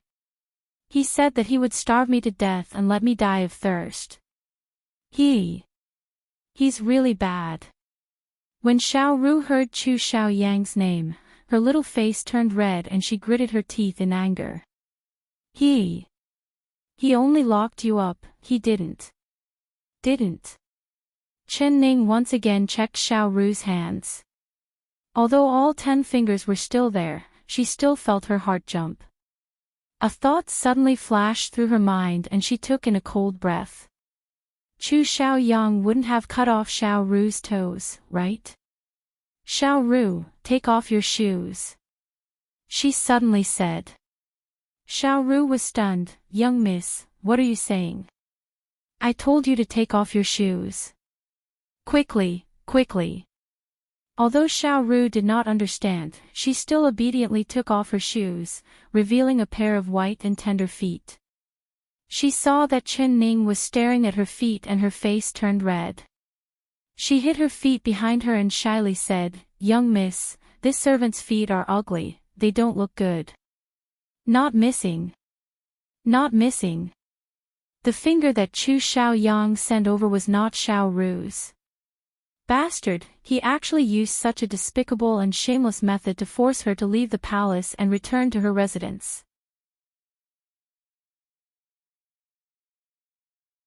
Chen Ning gritted her teeth. Xiao Ru, tell me, other than tying you up, what else did that bastard Chu Xiao Yang do to you? Does it hurt? Ru Xiao asked. Ru. Ning of Shao, Ru of Ning of. Then how did you come to the eldest princess palace? Chen Ning asked. Last night, the eldest princess personally brought people to save me from the dungeon. She said that she would bring me to see you, and then I really did see young miss. The eldest princess did not lie to me, she really is a good person.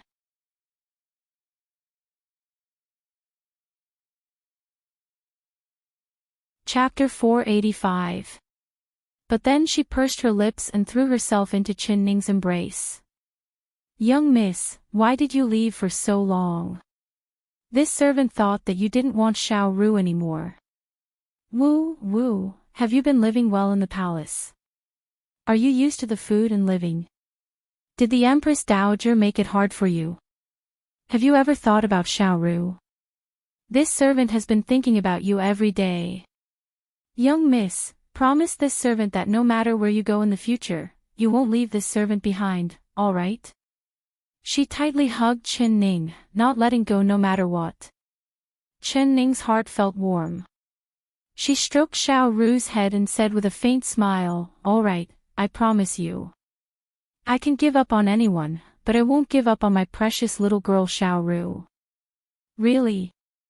Xiao Ru's tears turned into a smile.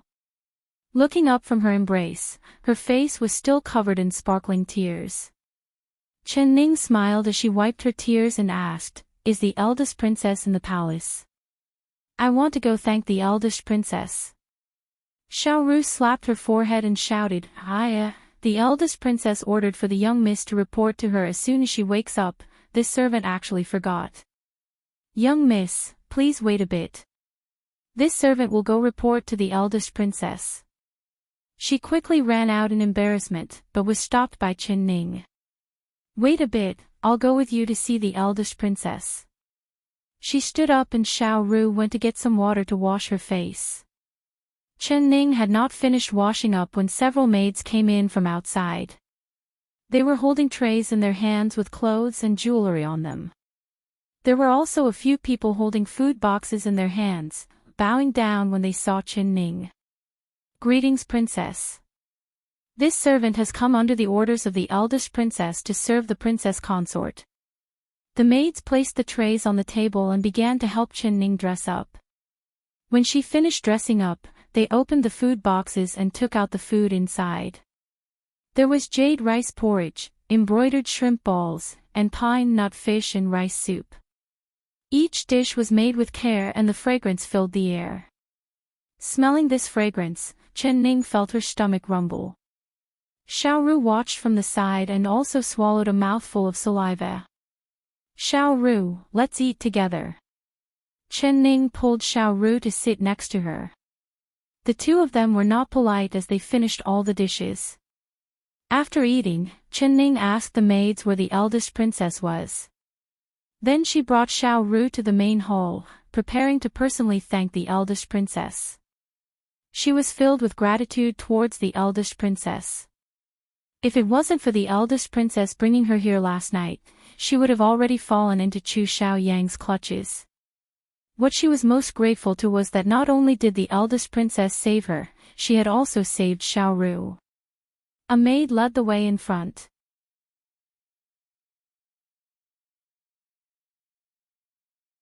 The eldest princess's mansion was decorated like her personality, very forthright. There were no pavilions or small bridges in the large courtyard, but rather a large training field with 18 types of weapons placed inside. After passing through the training field, they arrived at the main hall. Before they reached the door, they suddenly heard the crisp sound of porcelain shattering coming from inside. Xiao Ning following. Xiao Ning, Xiao, Xiao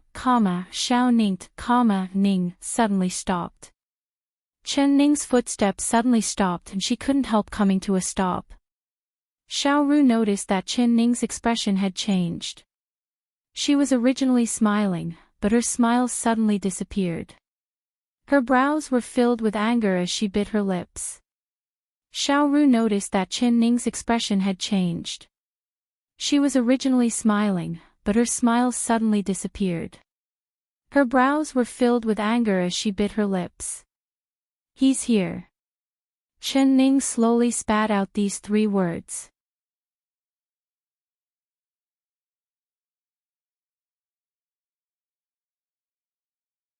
Chapter 486.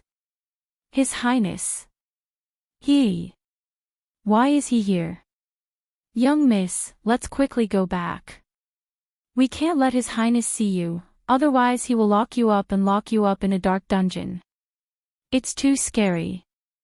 Xiao Ru grabbed Chen Ning's sleeves and moved back. Young miss, you can't even see your own fingers. Chen Ning stood in the same place without moving. Her cold eyes revealed a determined glow. No, I'm not leaving. Since he can find me here, he must have come prepared. Hide. How long can I hide? She straightened her back and walked forward, walking all the way to the main hall. In the main hall, the eldest princess and Chu Xiaoyang were angrily staring at each other. Chu Xiaoyang had just left the palace when he received news from the palace's secret guards. The eldest princess had taken advantage of him not being in the palace to break into the palace and take away a maid named Xiao Ru from the dungeon. This news made him even more certain that Chen Ning had been taken away by the eldest princess. So he went straight to the eldest princess' palace on a horse, asking the eldest princess for her. He did not sleep at all. Anxiety, worry, and anger were all mixed together, making him want to kill someone. When he arrived in front of the eldest princess' palace, he aggressively charged in. The eldest princess was in the practice field, but she rushed out after hearing the news with a cold expression. Xiaoyang, the older you get, the more you don't understand the rules. This is my eldest princess' palace, you actually dare to barge in. Chu Xiaoyang clenched his fists and his face turned livid. He stared at her and said, Royal Aunt, where is Ning? The eldest princess raised her brows and pretended not to know. What Ning? Are you looking for your princess? Isn't she in the Empress Dowager's palace? How did you find this princess' palace? Royal Aunt, an honest person doesn't do underhanded things. Since you dare do it, why don't you dare accept it? Chu Xiaoyang said in a cold voice. Xiaoyang, is this the attitude you should have when talking to your elders? The eldest princess' face instantly sunk. You took away this king's princess. In your heart, do you still think of this king as your nephew? Chu Xiaoyang countered with a cold voice. How dare you? The eldest princess was enraged.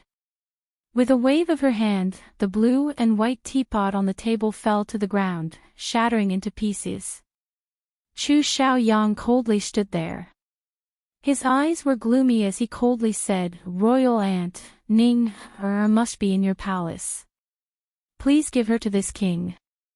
If this princess says she's not, then she's not. Your princess is gone, so she isn't. Your princess is gone, why are you running to this princess? The eldest princess' words came to an abrupt stop. She looked straight at the entrance of the main hall with her eyes wide open and her mouth forming a circle. Chu Xiao Chu. Chu Xiao Chu looked over. Chu Ning. Chu.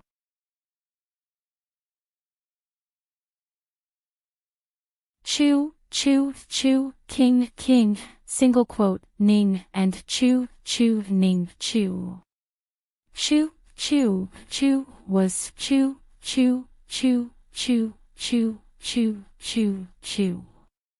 T.C. Chu. Xiao. Ning. You. Chu Xiaoyang's face was filled with shock and joy. His heart was so excited that it almost jumped out of his chest. His eyes were glued to Chen Ning, not blinking at all. She was still the same as he remembered. Fresh and refined, graceful, just like a beautiful cloud. As long as she appeared, she would attract his eyes. Ning, this king has come to pick you up.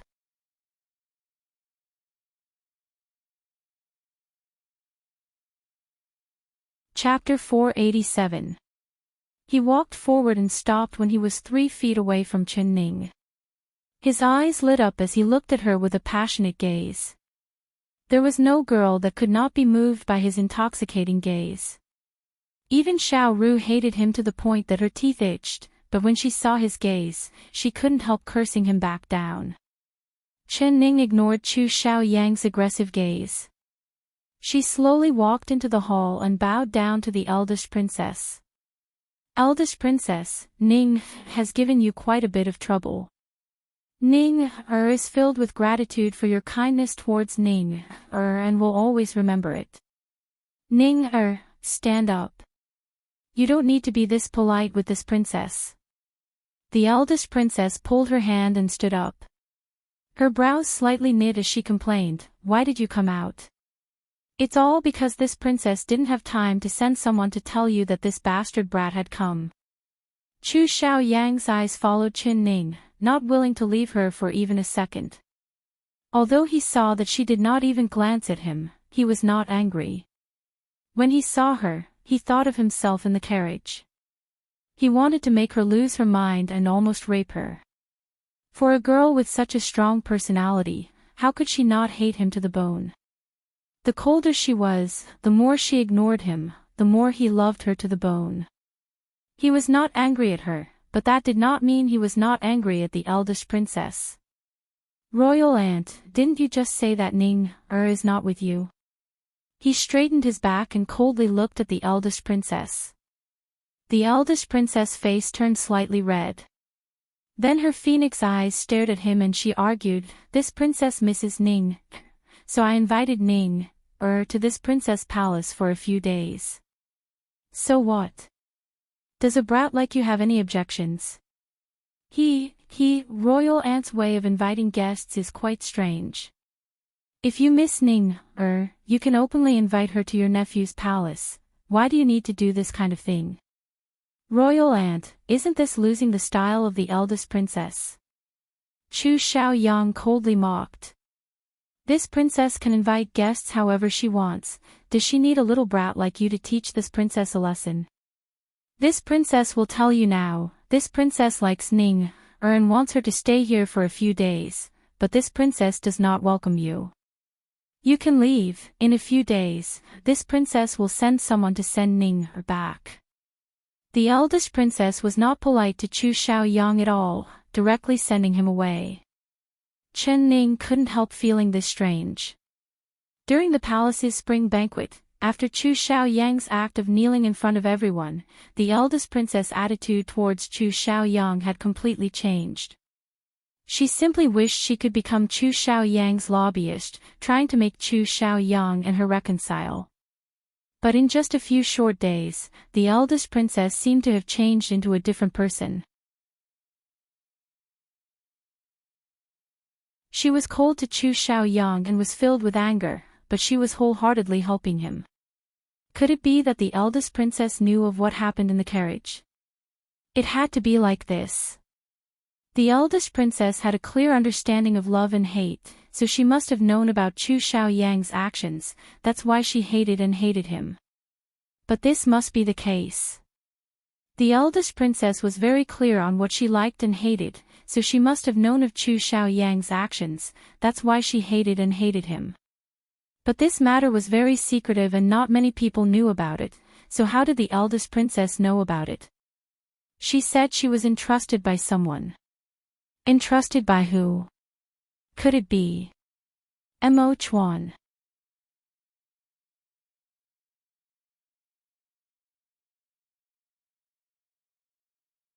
Chapter 488. Chu Xiaoyang acted like he did not hear the eldest princess' words. He looked at Chen Ning with a faint smile. Ning, do you like living here? If you like it, then you can stay for a few more days. His words were out of the eldest princess and Chen Ning's expectations. The eldest princess did not even have time to speak before she heard Chu Xiaoyang continue to say, you can stay however long you like, as long as you're happy. While you're here, this king will accompany you every day. Whatever you like to do, this king will do with you. His eyes were filled with love, but Chen Ning felt a chill run down her spine. She turned her face away and did not look at him at all. The eldest princess' face fell and she angrily said, "Stinky brat, do you not understand what this princess is saying? This princess does not welcome you. Scram from this princess place right now." Chu Xiaoyang said with a faint smile, "Royal aunt, your nephew hasn't asked aunt for martial arts in a long time. I wonder if aunt is willing to teach your nephew a few moves today." He was still smiling the entire time. It seemed like the angrier the eldest princess was, the better his mood was. "Stinky brat, this princess sees that you're asking for a beating. Alright, this princess will properly teach you a lesson today." The eldest princess was filled with anger. She glared at Chu Xiaoyang and shouted, "Come, let's go to the martial arts field." "Alright." Chu Xiaoyang waved his right hand and took off the jade belt around his waist. He took off his robe and revealed a deep purple robe. His long eyebrows reached his temples and his phoenix eyes glanced over at Chen Ning. His lips curled into a smile that was like a spring breeze. "Ning, guess who will win in the fight between this king and royal aunt?" Chen Ning really wanted to slap the smile off his face. After doing that kind of thing, he could still smile at her like nothing had happened. It was as bright as a spring flower and he could still speak in a low voice. What kind of man was he? "Chu Xiaoyang, no matter what you say or do, I will definitely separate from you. I will definitely not return to the King Dingyuan Palace. Tell me, what do I have to do for you to agree to the separation?" She did not like going around in circles with him and she did not want to face his smiling face. There was a faint trace of anger in her eyes. "Separate? Why does this king want to separate from you?" The smile on Chu Xiaoyang's face did not disappear, but his heart felt a sharp pain, like it was being twisted by an invisible hand.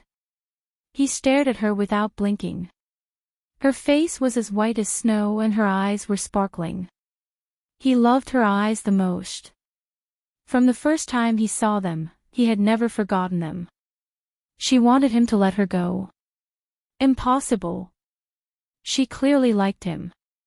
She was the one who insisted on marrying him. Even though he had mistaken her for someone else and made her so upset, she still had him in her heart.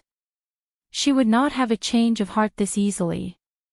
"Ning, this king has indeed done many sad things in the past, but it was all because of that cheap servant Chen Baiyun and her wet nurse.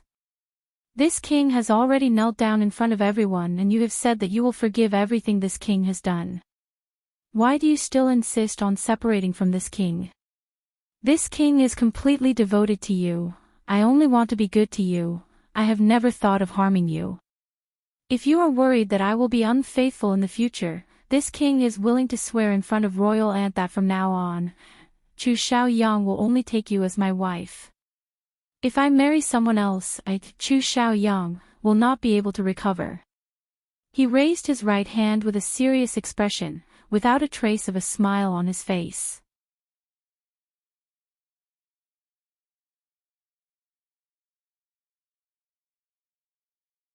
Chapter 489. How could you make such a heavy oath? You. The eldest princess could not continue. She had a stomach full of resentment towards Chu Xiaoyang, but her heart softened at this moment and she couldn't bear to scold him. Chen Ning was already immune to Chu Xiaoyang's words. Even if he said it 10 times better, it would not move her heart. Not to mention that she came from the modern era, so she scoffed at something as simple as swearing. "Chu Xiaoyang, do you think you can keep the oath you made? You also made an oath to Chen Baiyun, saying that you would always treat her well, but what about now? Aren't you going to fall out with her and be heartless with her? You don't even want the child in her belly. What makes you think I believe in your oath?" Her words stabbed at Chu Xiaoyang's sore spot. Chu Xiaoyang's face instantly sunk as anger filled his heart. He clenched his fist and suppressed his anger as he said in a cold voice, "That cheap servant Qin Baiyun brought this upon herself. Who told her to deceive this king? This king thought that the person who saved me 8 years ago was her, so I swore to treat her well." This king did not go back on his words, this king just recognized the wrong person. The person this king wants to treat well is you, not her. Ning, you can blame me for being blind, but you can't deny my sincerity towards you. Do you want this king to take out my heart for you to see? The more he spoke, the more excited he became. The muscles on his face twisted and his right hand suddenly grabbed his clothes. With a forceful rip, he revealed a muscular chest. "Xiaoyang, what are you doing?" Although the eldest princess was his elder, she was still a young unmarried girl. Suddenly seeing the man's exposed skin, she couldn't help blushing and turning her face away. "Ning, as long as you say a single word, I'll take out my heart for you to see." Chu Xiaoyang stared right at Chen Ning. His eyes revealed a determined glow and his lips revealed a faint smile. Chen Ning's heart suddenly felt pain, like there was something pulling at it. She raised her hand to cover her chest and felt her heart beating faster than before. She felt her heart beating faster and faster than before.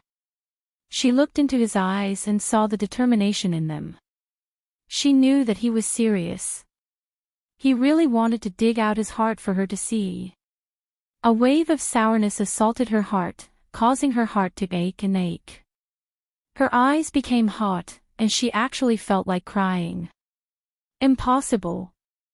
She clearly didn't love him, the person she liked was Mo Chuan. How could she be moved by his words and eyes? Could it be that the original owner's unforgettable feelings for the man in front of her were affecting her? "Ning, you still like me, don't you?"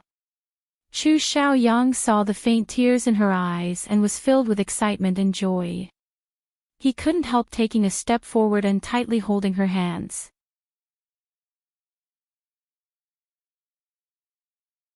His palm had a thin layer of calluses, and his palm was burning hot. As soon as it touched her skin, she suddenly shivered, and her entire body began to tremble. It was this pair of hands that tore her clothes and forced her onto the carriage. The feeling of his fingers on her skin made her want to vomit in disgust. "Don't touch me."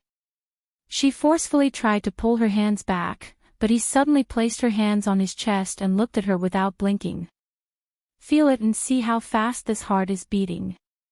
It's beating for you, can you feel it?"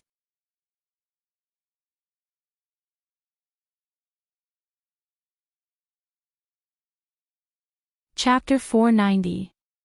No, it shouldn't be like this. She shouldn't have been moved by him. She shouldn't have believed the words he said. She bit her lips and wanted to suppress the waves that were surging in her heart, but her heart was beating faster and faster, beating at the same time as his. Why was it like this? She opened her eyes wide in shock. She wanted to avoid his eyes filled with tears, but it was like there was a magic in the depths of his eyes that firmly attracted her, making it impossible for her to move. "This heart, if you don't want it one day, then this king won't want it either," he softly said. He suddenly revealed a sad smile at her and his handsome face turned pale. Chen Ning's chest suddenly filled with pain that made it hard for her to breathe. Her body began to tremble, a trembling that she could not control at all. Her eyes turned black and she began to waver. Her body went soft and she fell down. "Ning, Chu Xiaoyang gave a shocked cry. He reached out his arms and caught her. She fell into his embrace. Her eyes were closed and she had already fainted. "You bastard, what did you do to her? Let go of her." The eldest princess was filled with anger. She suddenly sent a palm flying at Chu Xiaoyang's back.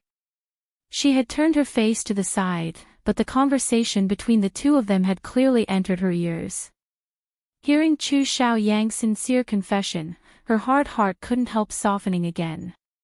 She couldn't bear to interrupt him. The so-called prodigal son was more precious than gold. The reason why Xiao Yang did this to her was because of his deep love and love. There was even a trace of hope in her heart. Perhaps Ning would forgive him, and they would be able to get back together.